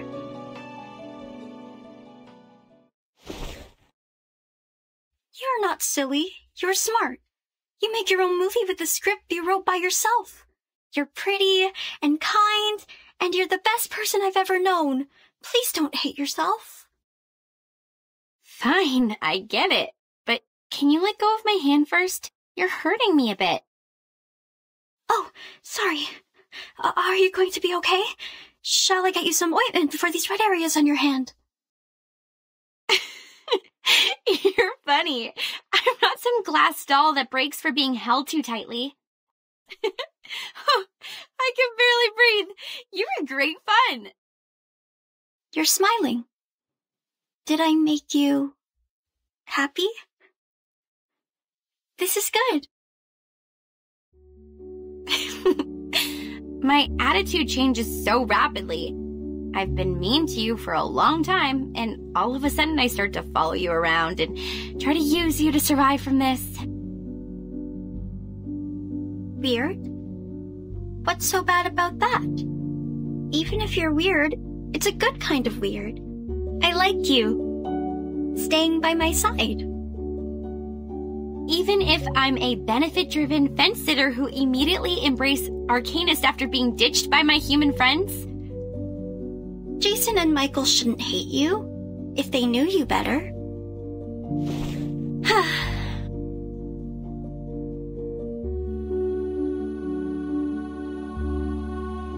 You seem to really like me. You would jump off the car to rescue me. You protect me, praise me. You would even be happy because I was happy. Because I've never seen anyone as pretty as you are. You're special. You're different to the rest of us. Oh, stop. I will not be embarrassed for these nice things you said about me. I've heard enough of them throughout my entire life. Listen, I'm very sorry for mistreating you, and I'm grateful that you came to save me. I will reward you with a secret. My secret. Do you want to hear it? Absolutely. I'd love to. In fact, I don't hate horror movies. This is the diary I found in the attic. There were many other things, like a full warehouse. I actually liked them a lot when I was a kid. I spent most of my time here, in Green Lake Campsite, writing my own horror movie scripts on paper. The handwriting is pretty childish, so the writer might be around 8 to 13 years old. Some of the narratives are straightforward, but later we moved to another town. My parents earned great success in business, and we moved into a high-profile community where only humans are allowed. We were also given privileges that Arcanists cannot enjoy. It was then I realized nobody wants me to be an Arcanist. It was since that day the diary stopped updating.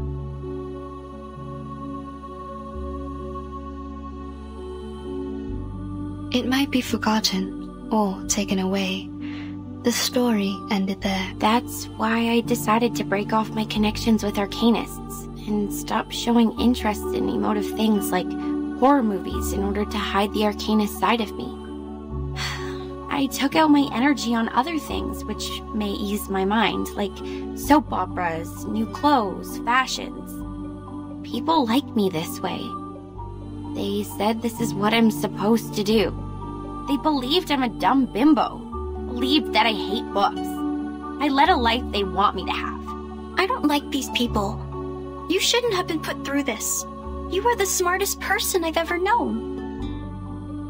If one day I run into them, I will pull their noses and mouths off. Like this. A wonderful idea.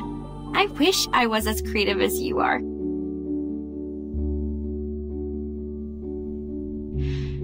So, in the end, I attacked one of the jerks who didn't watch his mouth at the prom. I slapped him in the face and smashed 4 sandwiches and a salad on his head.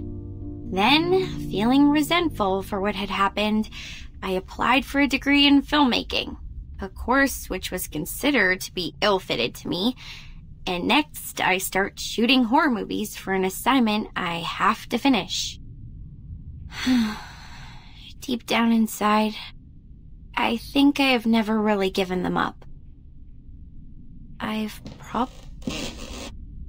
Keep on shooting. I will buy you a new camera. Hello? Have you been eavesdropping? Where's your manners?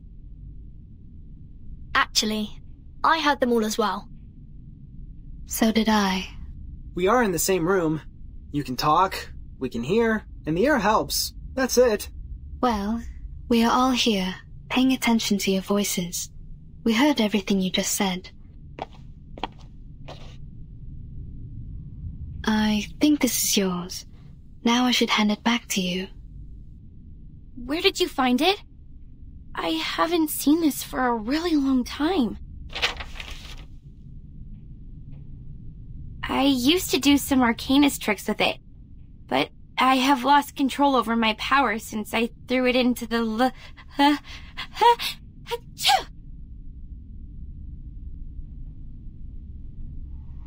Aren't you guys cold? How come it's so chilly?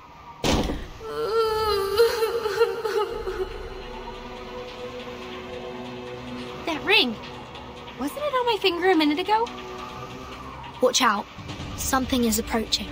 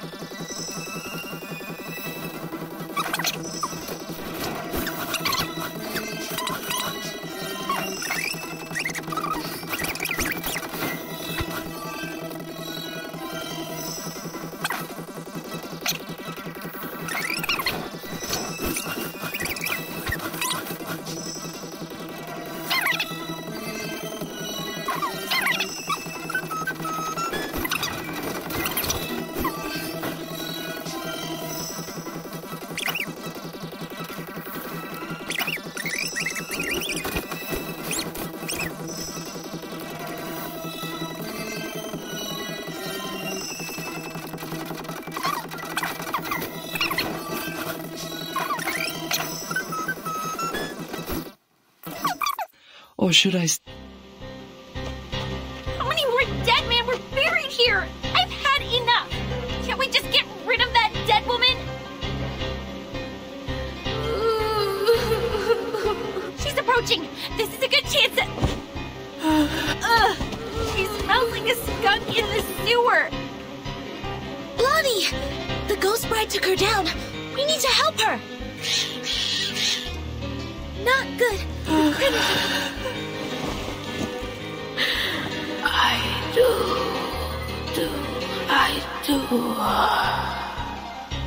Hey, Blondie! If you want to survive, leave that ring alone! Hell, you think I wanted this?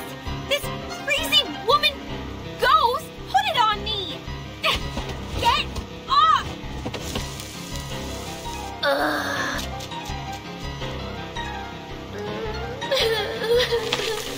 man, her whimper can summon more critters. They are going out from the ground. Shh. What they need is a song.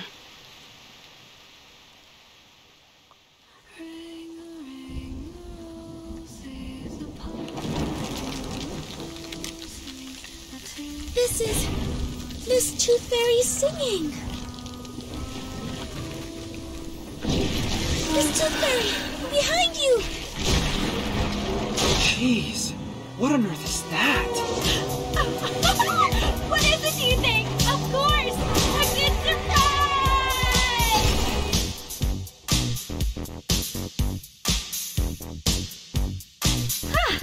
I didn't know I was a talented driver. Once we get out of here, I'm gonna get myself a driver's license. Within 30 seconds, you crashed over every critter in our sight. I don't think you were qualified to be a driver. No, that's not the point. Where did you get the car? Pink lines. This is drawn with an oil paint pen. This is her arcane skill. Your arcane skill restored pretty fast. Seems like you've accepted your identity. Maybe that, or maybe because I retrieved this diary. I feel something has changed inside me. A good try. Please keep up with the feeling. That song you just sang. Can I take it as a gift? You mean? Well, you still owe me a song. Please, I want a song from you. Sure, take it as a gift. For making progress in life, and for your courage to embrace who you truly are. Thanks. This is my handkerchief. Take it, wipe your face. Ah!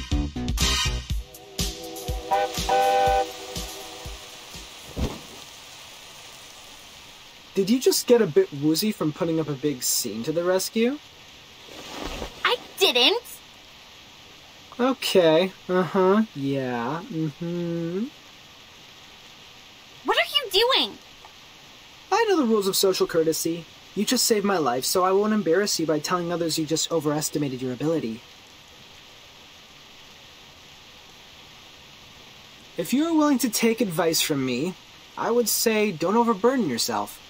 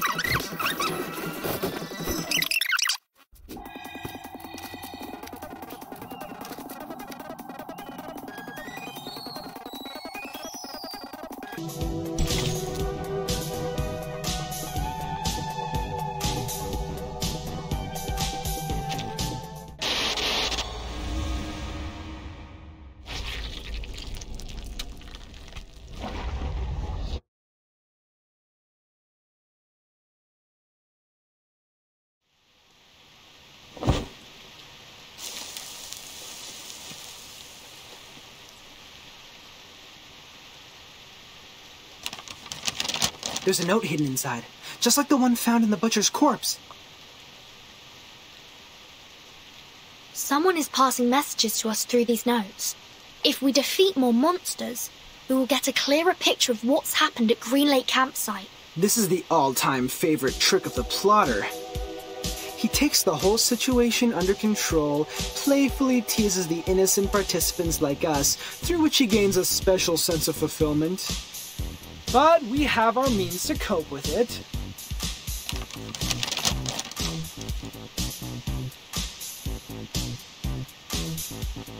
The ring brought us a putrefied ghost bride. Then we got the book, the pillbox, the weird samples. Every item from the attic comes from a monster we just confronted. Touching the forbidden and the misfortune will befall you. We can find stories of this kind in many civilizations. But what? Not to wait for the monsters, but summon them to us. Exactly! If you want, we can select which ones to summon first. If you carefully look into each of these, you will find that these items have a lot to tell us. If we plan their arrivals and predict their weaknesses in advance, victory will absolutely be ours. A risky strategy, but could be equally beneficial. However we decide to do this, it's always better to take action before our enemy does. Horopedia, how likely is it for you to get their weaknesses right? Almost 100%. If one Horopedia is not enough, we have one more creative Miss Horopedia here as backup. You can't be talking about me. Of course you. You are erudite and experienced in horror movies. Relax. You deserve the title of Horopedia. Does he always vex people like this? Or is he just being annoying here? Mr. Horopedia is not a bad person. He's just a bit unconventional. There's no doubt this is the craziest carnival ever. The delirious fog, the attic filled with curses, the rainy night and the countless monsters. I praise you, my beloved cabin in the woods!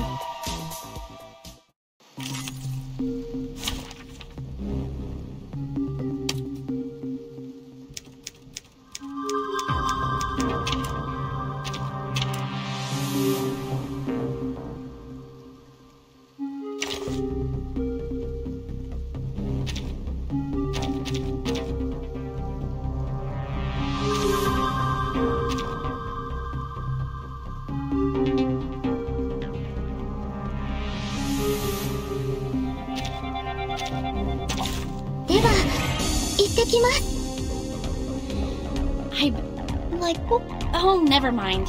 My dad had a business partner, an old money, you know, who had a real wonder room in his mansion. I was 7 back then. His son wanted to show me his so-called masculinity and took me to see his great-grandpa's collections. He thought I would be screaming when I saw the freaky two-headed snake specimen. We are the people who live between the wealth of humans. Think of it that way. I'm glad you say so.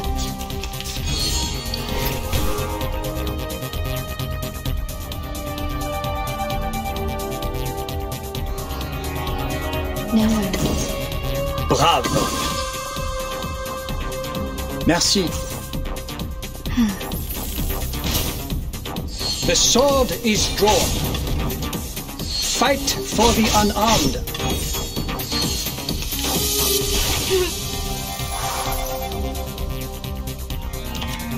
I will do as asked. Relax, no worries. My apologies. Come back to me.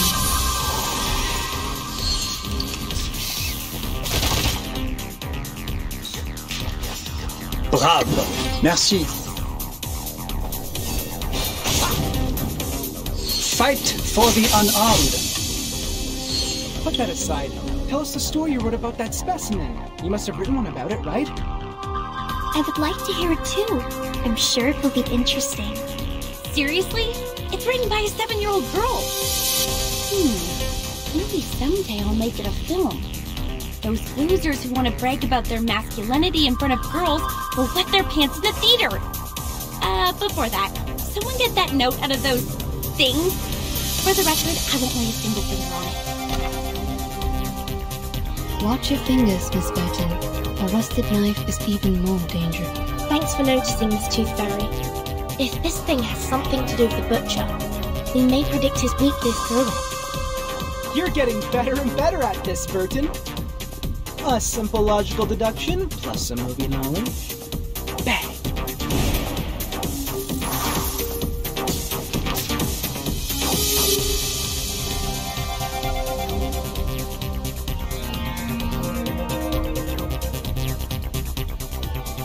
Follow the will of gods.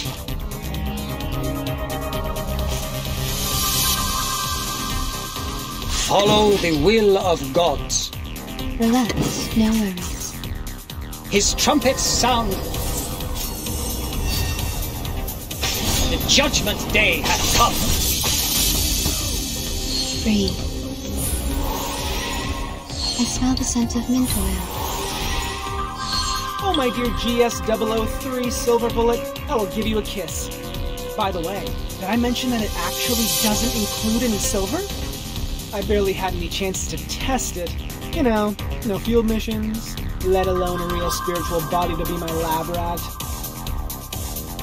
I could only analyze their information, predict their action patterns, and ask for a little help from the class.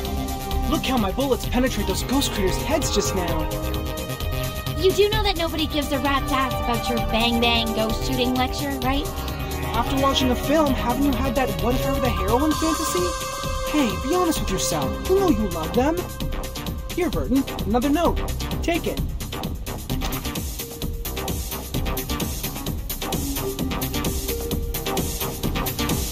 The zombie bridegroom. We've dealt with them. And their stinky smell. One more time? I've had enough. Be patient, Blondie.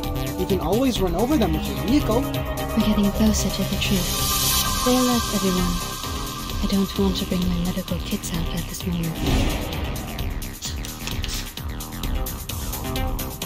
What a great season! 私にお任せください. Merci. Time to admire the cherry blossom. Dang, dang. Yoshi, Yoshi. Fight for the unarmed.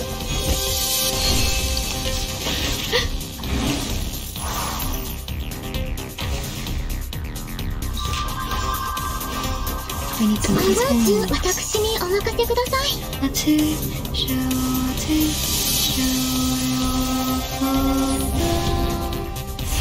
Nice move.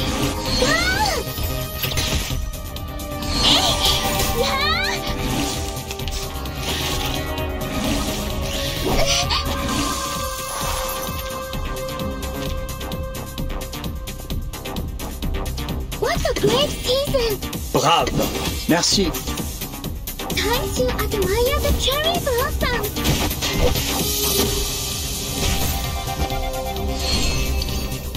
Ha! Fight for the unarmed. Dang, dang.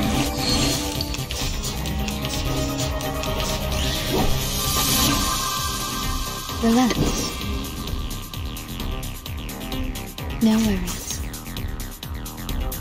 I will do as asked. Breathe. Thank you for your cooperation. Take advantage of adversity. Brave. Relax. No worries.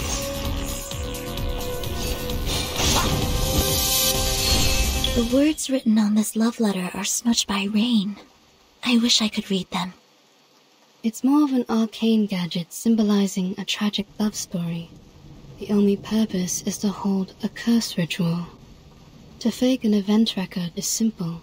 But to create a poem, I assume the one behind all these is not able to do that. I agree, Miss Tooth Fairy.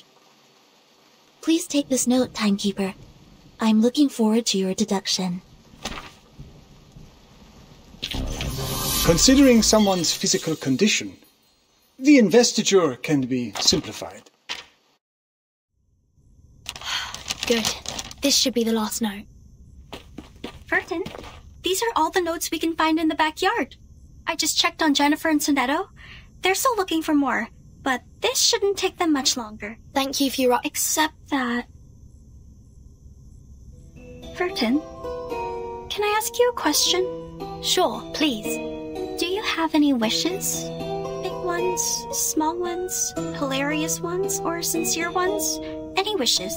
Me? I think... I currently don't have any wishes. Not even for the most trivial things? Like candies, a good rest, or a soft bed?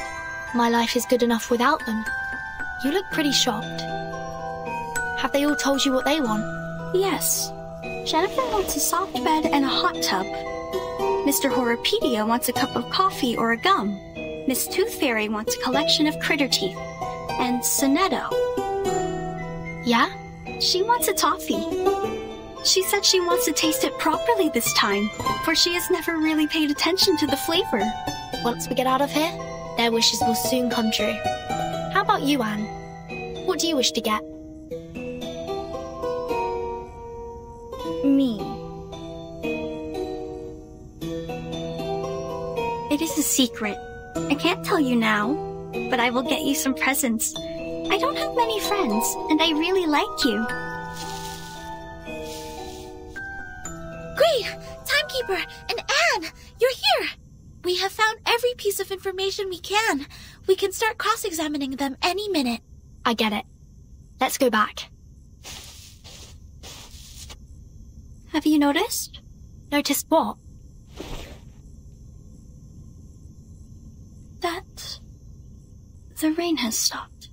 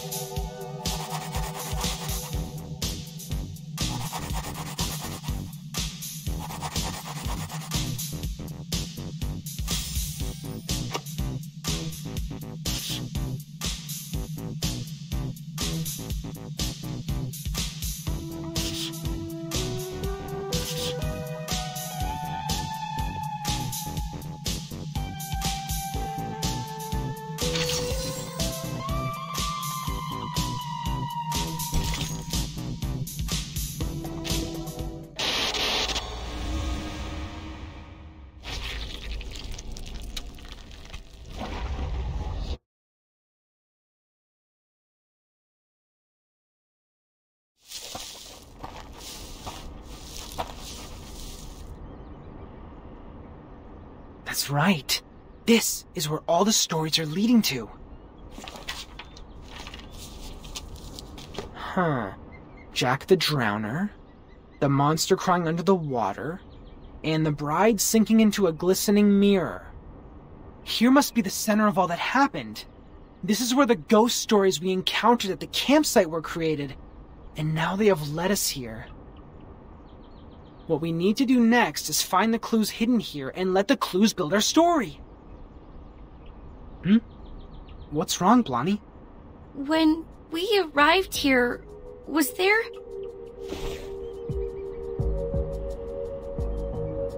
Was there a lighthouse? Huh? I think it just showed up out of nowhere. Like a ghostly figure appearing behind you. A lighthouse in the lake. A lighthouse. Is the lighthouse in the lake also a classic element in horror stories? Well, not quite. But it can be a good place for horror stories. In the middle of a huge, gloomy lake, a lighthouse stands there like the fang in a monster's mouth. You can't find any place better than this to hide a horrifying secret.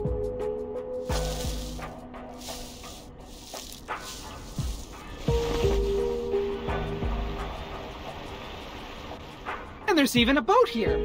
You should know that a campsite horror movie couldn't exist without a little boat. You're just not afraid of being killed, are you?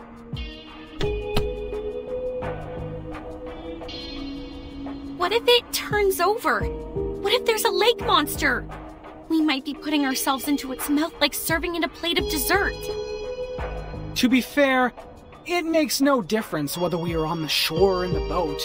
We're just cakes and different plates to it. If I were the lake monster, between the cake running away from me and the cake which willingly comes to me, I would give the latter one a better ending.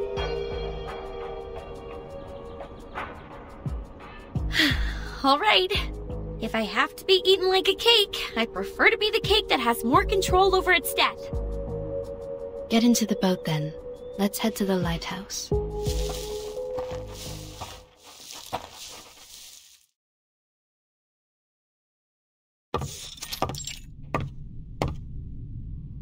Huh. A normal lighthouse. Not even a bloody handprint is found here. Well, I'll be damned.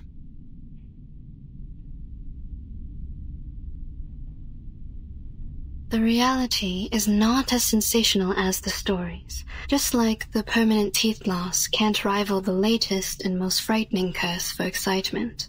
This is not just an ordinary place to me. I've never seen this before. I used to come here every day, reading novels by the lake, but I've never seen a lighthouse here. It just shows up like a ghost, followed by a series of mysterious, horrific events. Timekeeper? Please, come and take a look at this.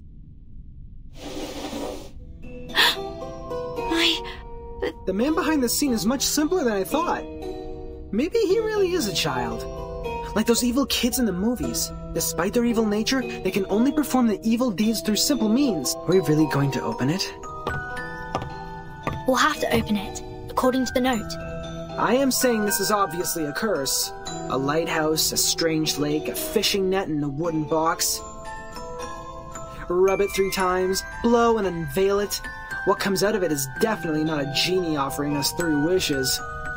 We have dealt with more curses in the past 2 hours than many people do in their entire life. If it is a curse, then it is a curse prepared for us.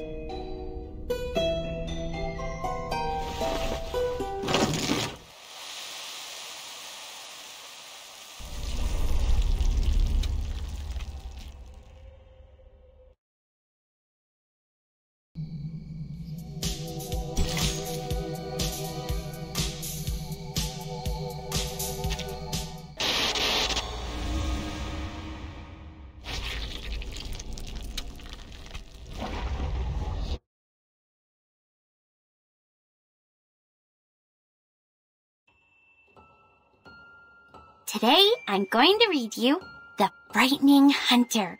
I wrote it yesterday. Read it! Read it! This is the story of a hunter. The hunter is tall and muscly and of great frame.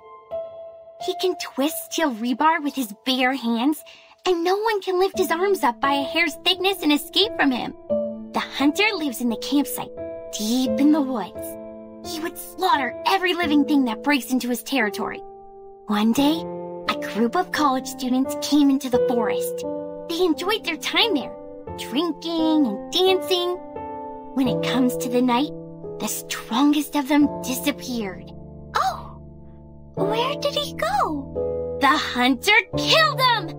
He hung the boy's head on the tree and turned to the girl with the blonde hair.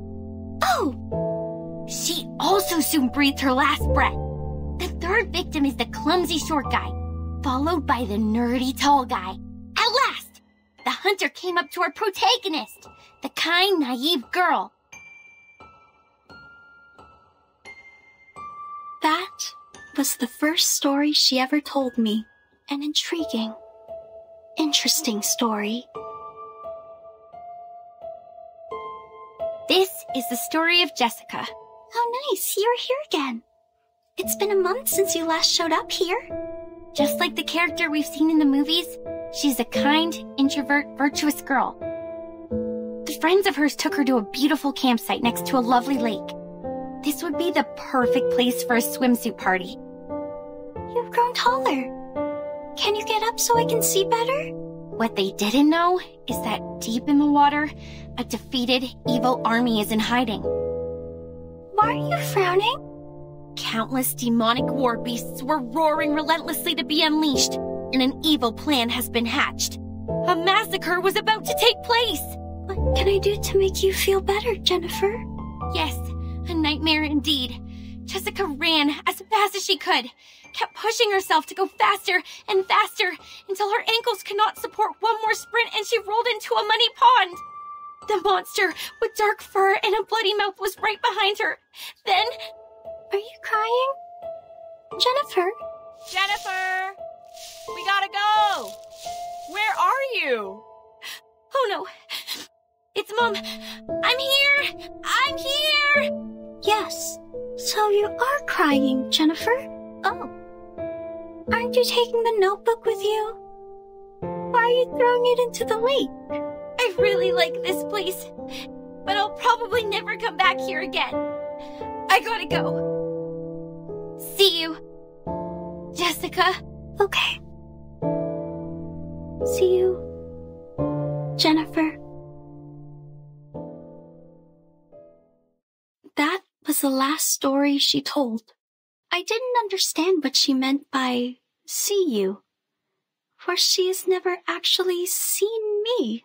After that, I also haven't seen her for a long, long time. I went through every corner of the campsite and collected every item I could possibly find, making stories out of them, one after another. But who is there to tell? There's no one in the woods anymore. At first, I spent my days with my furry friends. They were my loyal listeners, and I taught them how to act and behave like the monsters in the stories.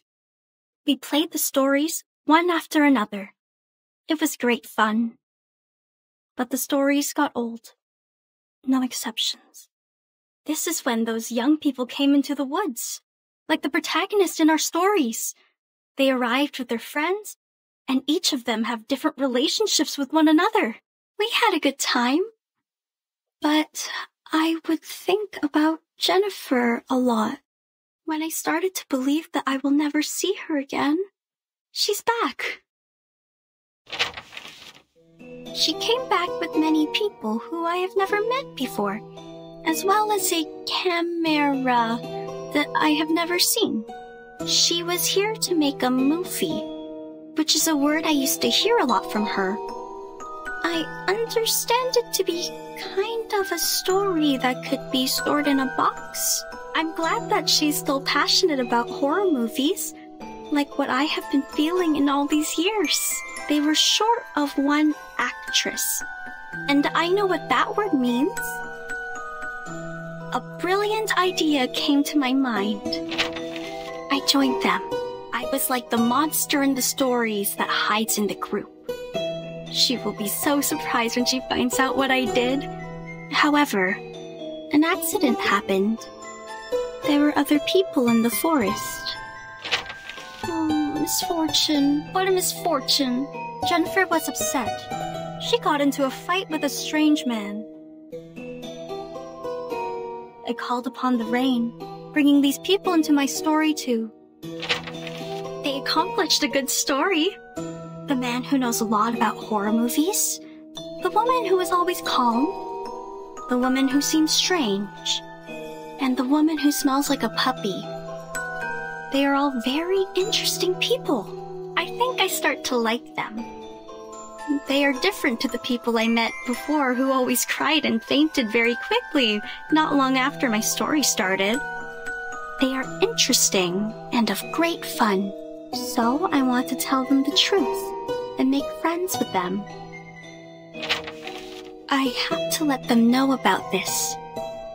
That my real name was never Anne. It's Jessica.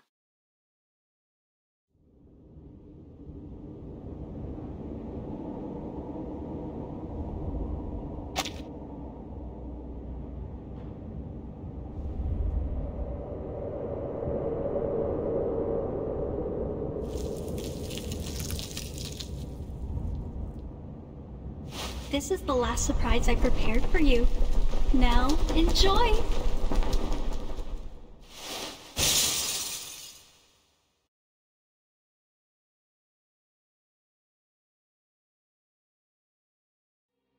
Anne! She jumped! Blondie! Watch out for the critters!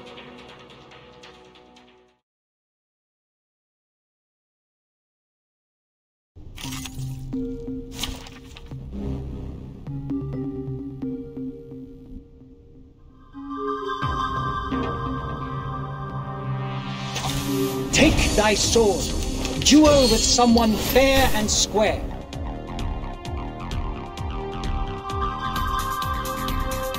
Merci.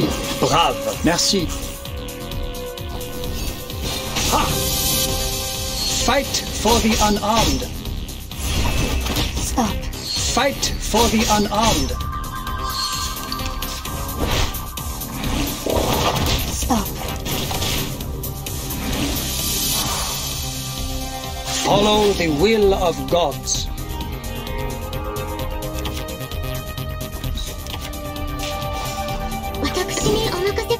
His trumpets sound. The judgment day hath come.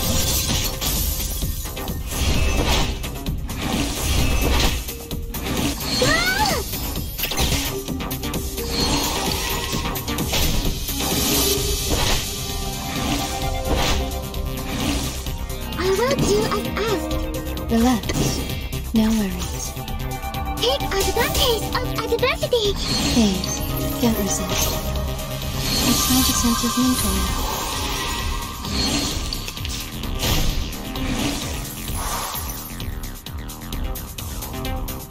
Merci.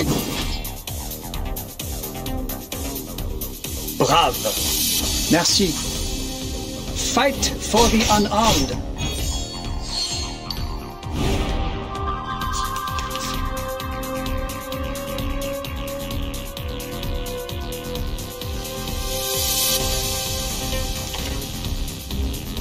We need some peaceful moments. What a great season! No worries.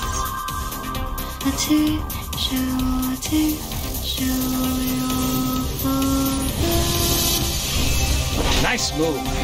Time to admire the cherry blossom.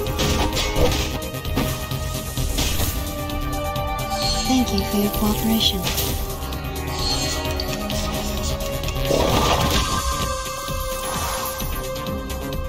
Follow the will of gods. Brave. Relax. His trumpets sound. The judgment day hath come.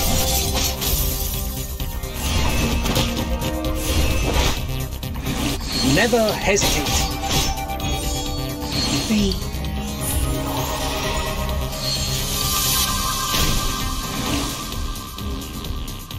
No worries.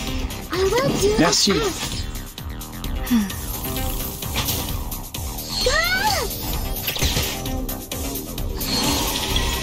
Considering someone's physical condition, the invested...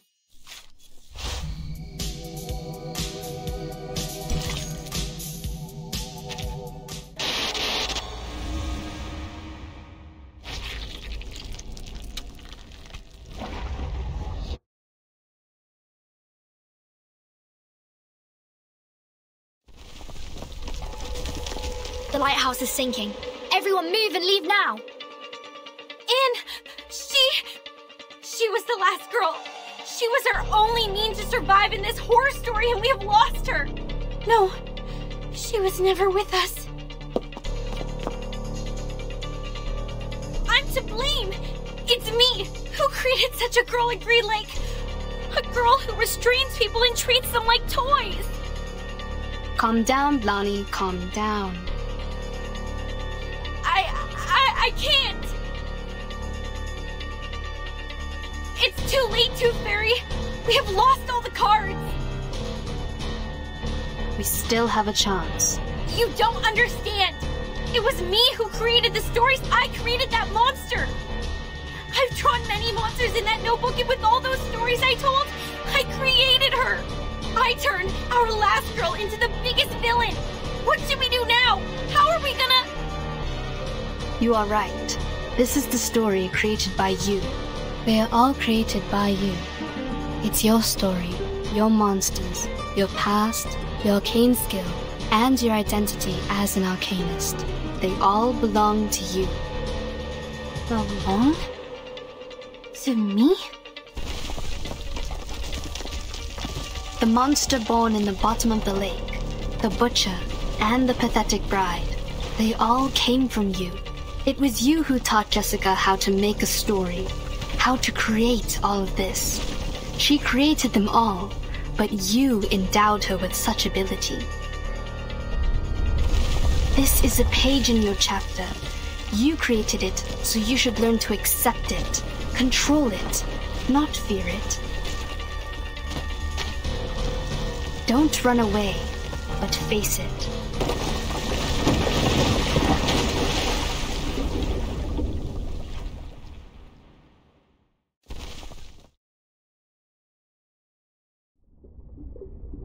Blondie! Timekeeper!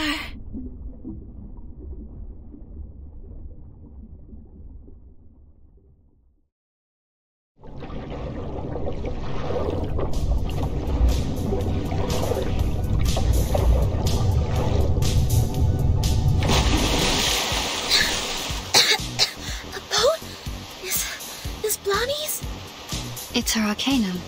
Now, she is doing her utmost to keep the ship in balance. Damn it!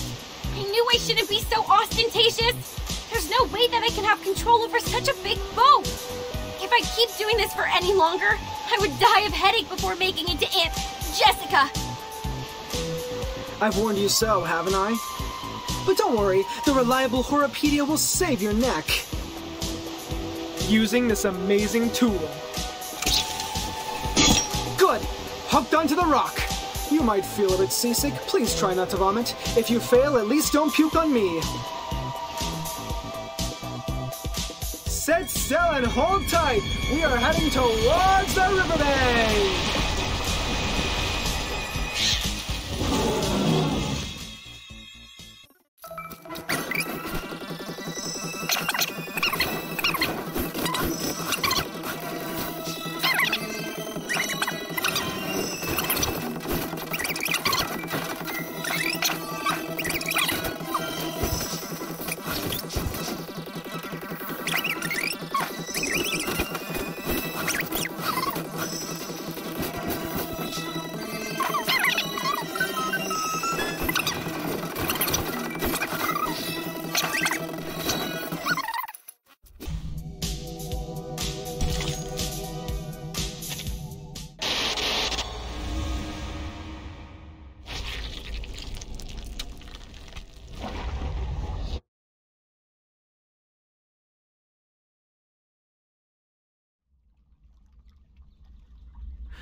Honestly, can't we just show her our sincerity and care? To share something from the bottom of our heart, to cure her agony caused by the antagonist's lonely childhood? Oh, there she is. Just like I expected. You made it. Did you enjoy the story? Oh, I didn't give you any background information in advance. But it's okay. You will see a familiar face or two. I believe you haven't forgotten them. Just like I can't forget you, Jennifer. Come with me. I've prepared you a new home. A home where you may sleep on beds made of soft moss and drink clear, cold spring water. I will get you toffees, coffee, and so many teeth in beautiful shapes. You can even have mine if you like. You will stay here with me happily ever after. Till a time even I don't know of. Jessica, let us talk. You've been thinking of me, haven't you? Of course I have. You are fond of me, as well as the stories I made, aren't you? Yes, I'm fond of you, Jennifer.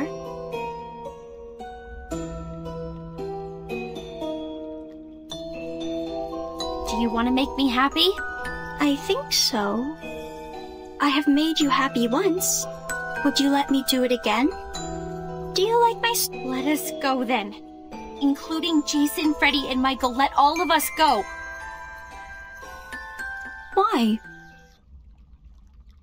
You have made a mistake. You hurt people, and that is unacceptable. This is not funny. I was to blame for misleading you. I can't let you keep on doing this. Don't you like my story? Yes, I like it very much. It resembles a lot of the stories I wrote when I was a kid. You must have really liked them. So much that you would remember them, as well as me. I will not leave you alone again. I'll come back for you. Every year. No, every 6 months. I'll have more time after the graduation. If I make a new movie, you will be my first audience, like what we used to do. But I hate living by myself. I don't want to live like this anymore. I have no one to talk to. The friends I have here can do nothing but roar. I sing with them as the sun comes up, and wake up among them as the moon rises. Jennifer, you know, I used to have the same dream over and over. A forest and a grassland. Not in Green Lake, nor any places that I know of. After we met, there was you in that dream. You'd wake up in that dream with me, giving me a wreath. In that dream, I can truly rest. But when I wake up, I found myself in Green Lake again. Do I belong here? In Green Lake Campsite? In the days when no one is here, I always hum the melody in the dream. Quietly, waiting, until my figure almost blended into the mosses. But I've waited for too long. So long that you are no longer a girl, but a woman now. I'm tired of waiting for you. I'm tired of living all by myself. I was hoping that you may like my story, that you are different from all those people who always try to run away.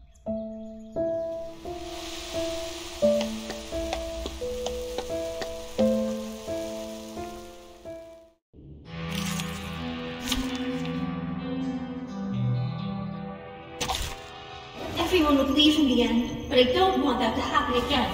We will live a happy life by Green Lake, singing under the starry sky, telling stories to each other, and having a sweet dream on the soft moss. Dental checkup.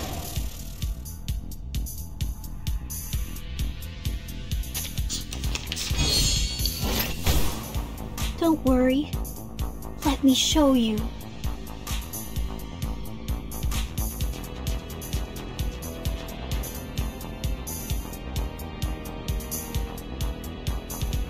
No worries. Bravo. I will do as asked. Thank you for your cooperation. Never hesitate. My apologies. Say hello.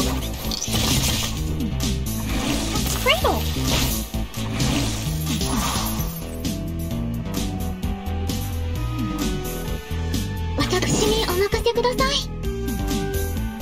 I will do as asked. Relax. One rabbit, two rabbits. My apologies. Breathe. No! Don't leave me alone. Oh, look, I still have so many stories to tell. We will have a good time together. The stories by the lake, the hunter hiding in the campsite. You'll like them very, very much. Right, Jennifer? Are we using the return of the monster plot now? Please, save me some lousy plot development. No. What? Given that you're holding a knife...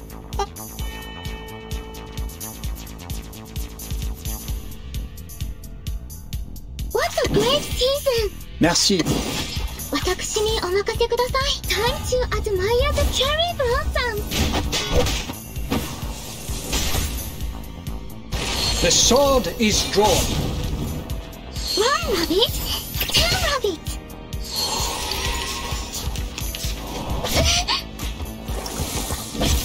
Stop.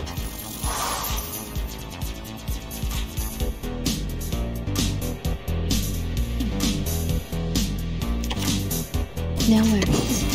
I will do as asked. Bravo. Breathe. My apologies. The story has ended.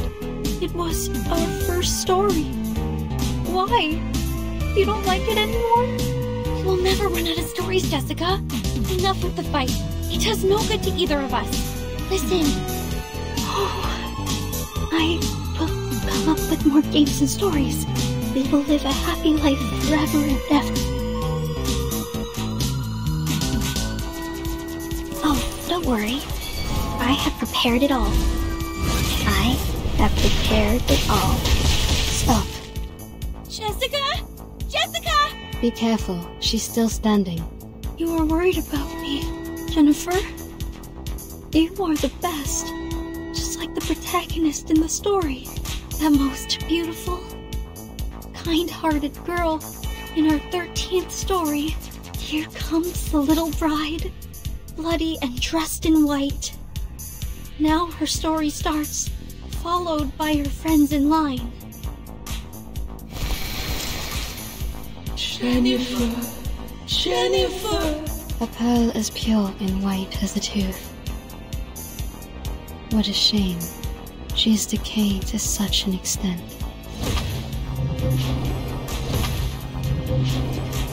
The sword is drawn.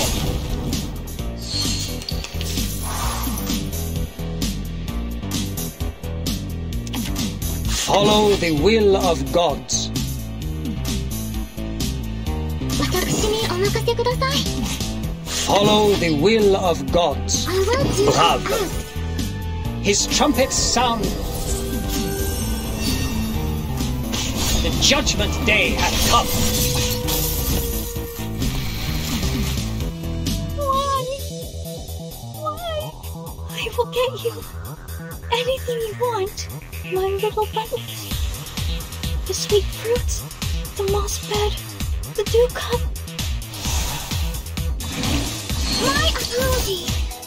Fight for the unarmed.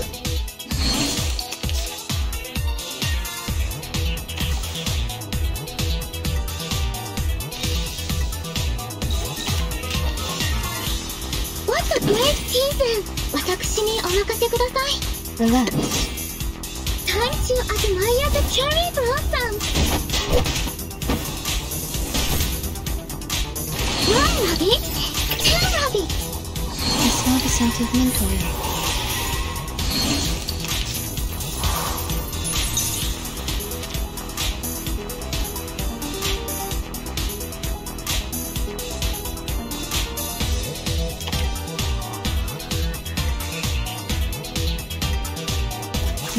peaceful moment. No worries.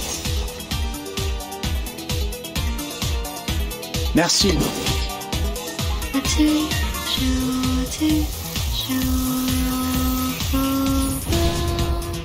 I smelled a scent of mint oil. Fight for the unarmed. Oh, don't worry. I have prepared it all. I have prepared it all. Of lightning! Nice move. Relax. Bravo. No worries. Relax. I will do as asked. Please, don't resist.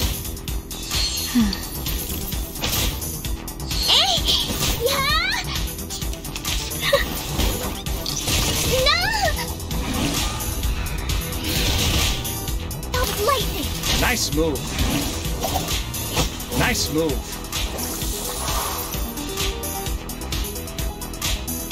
Merci. Brave.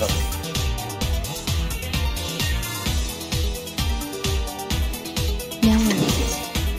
Never hesitate. No, this is not the end.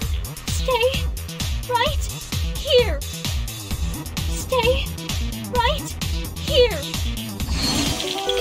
They are much naughtier than the Foundation's kids.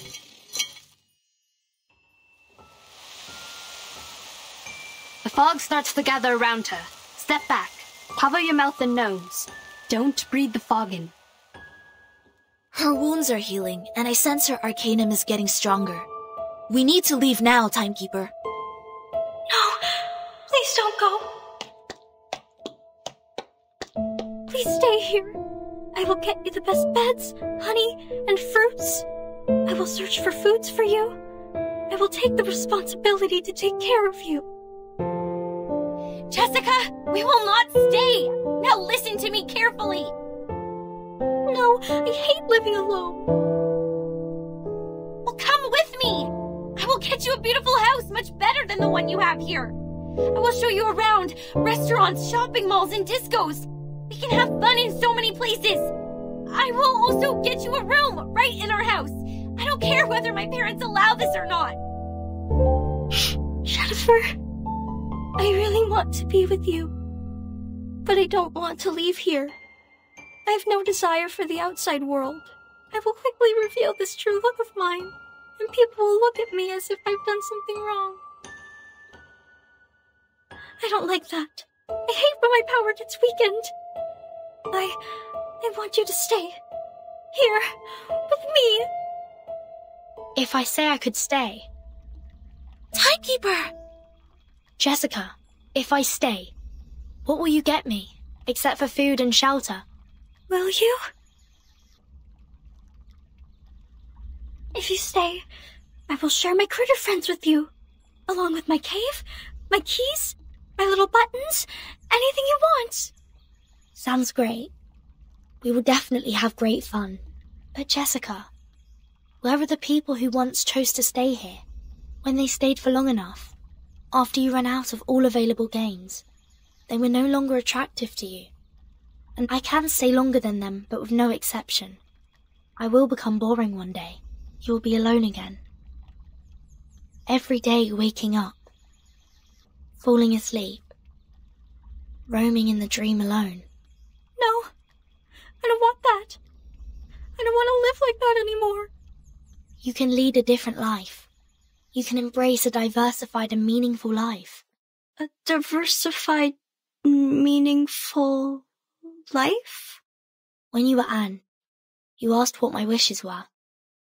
Now I know the answer. I know what I want. It's you. Do you want to come with me? I will find you a good place to stay, where nobody will consider you to be weird, nor will they keep staring at you.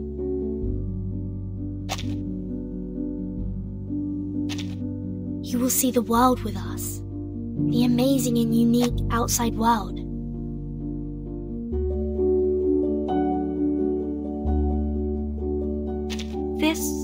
outside world. What else will it have? There are a lot of people and fantastic things out there. Some people eat gold bars. Some others dance on the crocodile skin. Some people ride a rocket, dashing into the sky, and eventually fall into an unknown zero-G.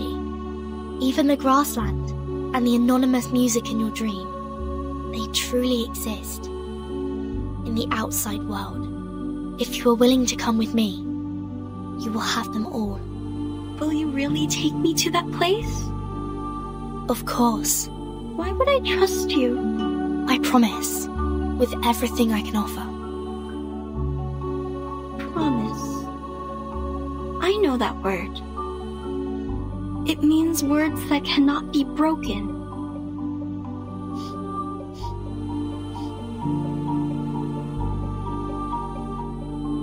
I will make your wish come true. I like you.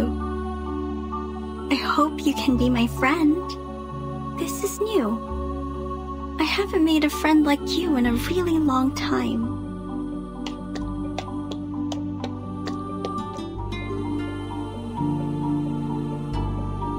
What's this?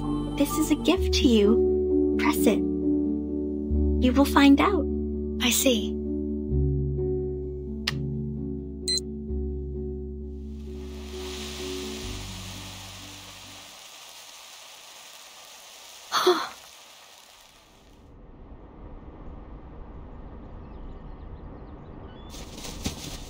They're here! Hey, come here! The medics are ready.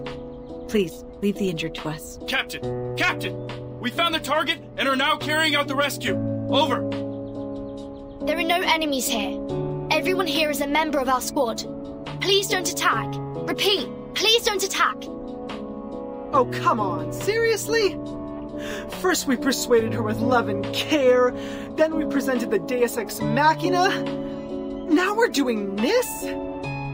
This is the worst antagonist ever. Everything is so screwed. Commentators won't write anything. Well, if it were them to write the story, characters like me would always fail to live long enough to see the end. So I don't oppose to end this peacefully. But to end it like this... Aren't you happy? They did it, like what you said. Some emotional and comforting plots. Eventually, it shows us that love always wins. Miss Tooth Fairy, that was a joke. A joke to show you my sense of humor. Timekeeper, it's great to see that you are fine. And Mr. Horopedia, Madam Z is waiting for you in the car outside the woods. Please, come with us. What? Madam Z? She's here? Oh! Ah, my wounds! Ah, how painful! Medics! Where are the medics? What are these? People from the outside world. Don't worry. They won't hurt you. You might receive some training for a period. It might be a bit boring. I promise it won't last too long.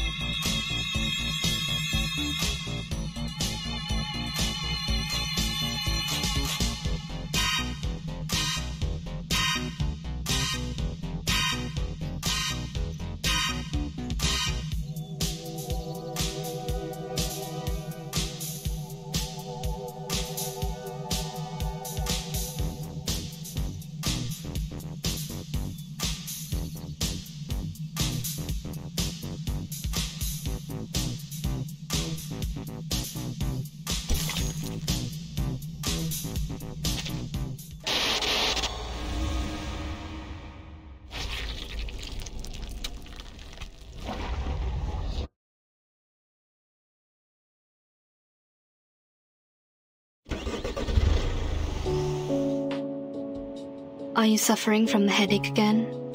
Me? No, I'm not. You shouldn't lie to a doctor. Fine. A bit. Just a bit. Some warm water will help. I don't need those things. I don't dislike your tooth fairies. It's the texture that creeps me out. I've tried multiple times. You know how it ended. Don't worry. I have some drugs for humans. Wanna try? Oh, that's surprising. Thank you. How about the future of those kids? Are you talking about the dear girl or Joshua the troublemaker? You can tell me one by one. It's a long trip back to the headquarters. We have plenty time to chat. Joshua will pay for what he did. Absent from duty without permission is a severe violation of the regulations. He will face a demotion and be grounded for 3 to 5 months. Of course, I applied for lenience for him, but I think it won't make much difference. We don't have many means to help him. Burton might be a good choice. You mean assigning him to Verton's team? Exactly. If we can make Burton apply for that, he'll be put through a much milder punishment. After that, he'll be free to leave with Burton. This is a good idea. How about Jessica, the dear girl? She needs to receive some education to become adequately socialized. Based on her result of the amended Arcanist Risk Evaluation Chart, this little girl is very dangerous. We rescued 9 hostages from her cave. 3 are from the film crew. The other 6 are from the student expedition team that went missing 6 months ago. The validity of that chart is debatable, for it doesn't have a sufficient number of questions to draw a conclusion. Yeah.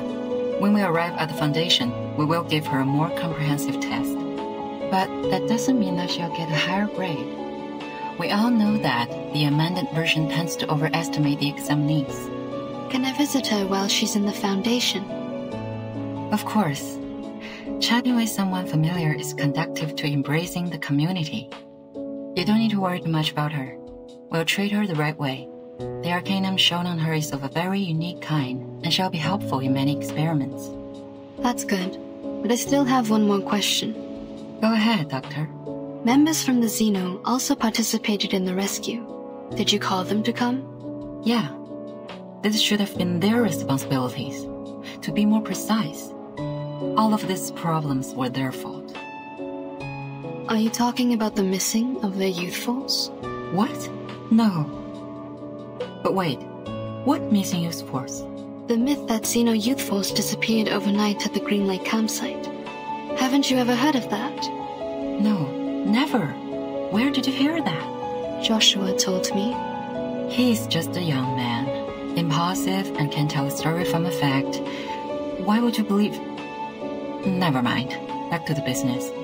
By the end of the 50s, Xeno found a bunch of critters with unique appearance in the woods near the Green Lake campsite. As they continued to investigate, they found a special moss in the woods that can trigger changes in appearance. In order to conduct further research, they built a campsite and held some camping activities as a disguise. From time, the critters mutated and evolved very fast. Meanwhile, the town prospered and the nearby population soared. After several incidents of attacks on local residents by fled creature subjects, Xeno decided to move the campsite out of that area. That dear girl was neglected during the moving.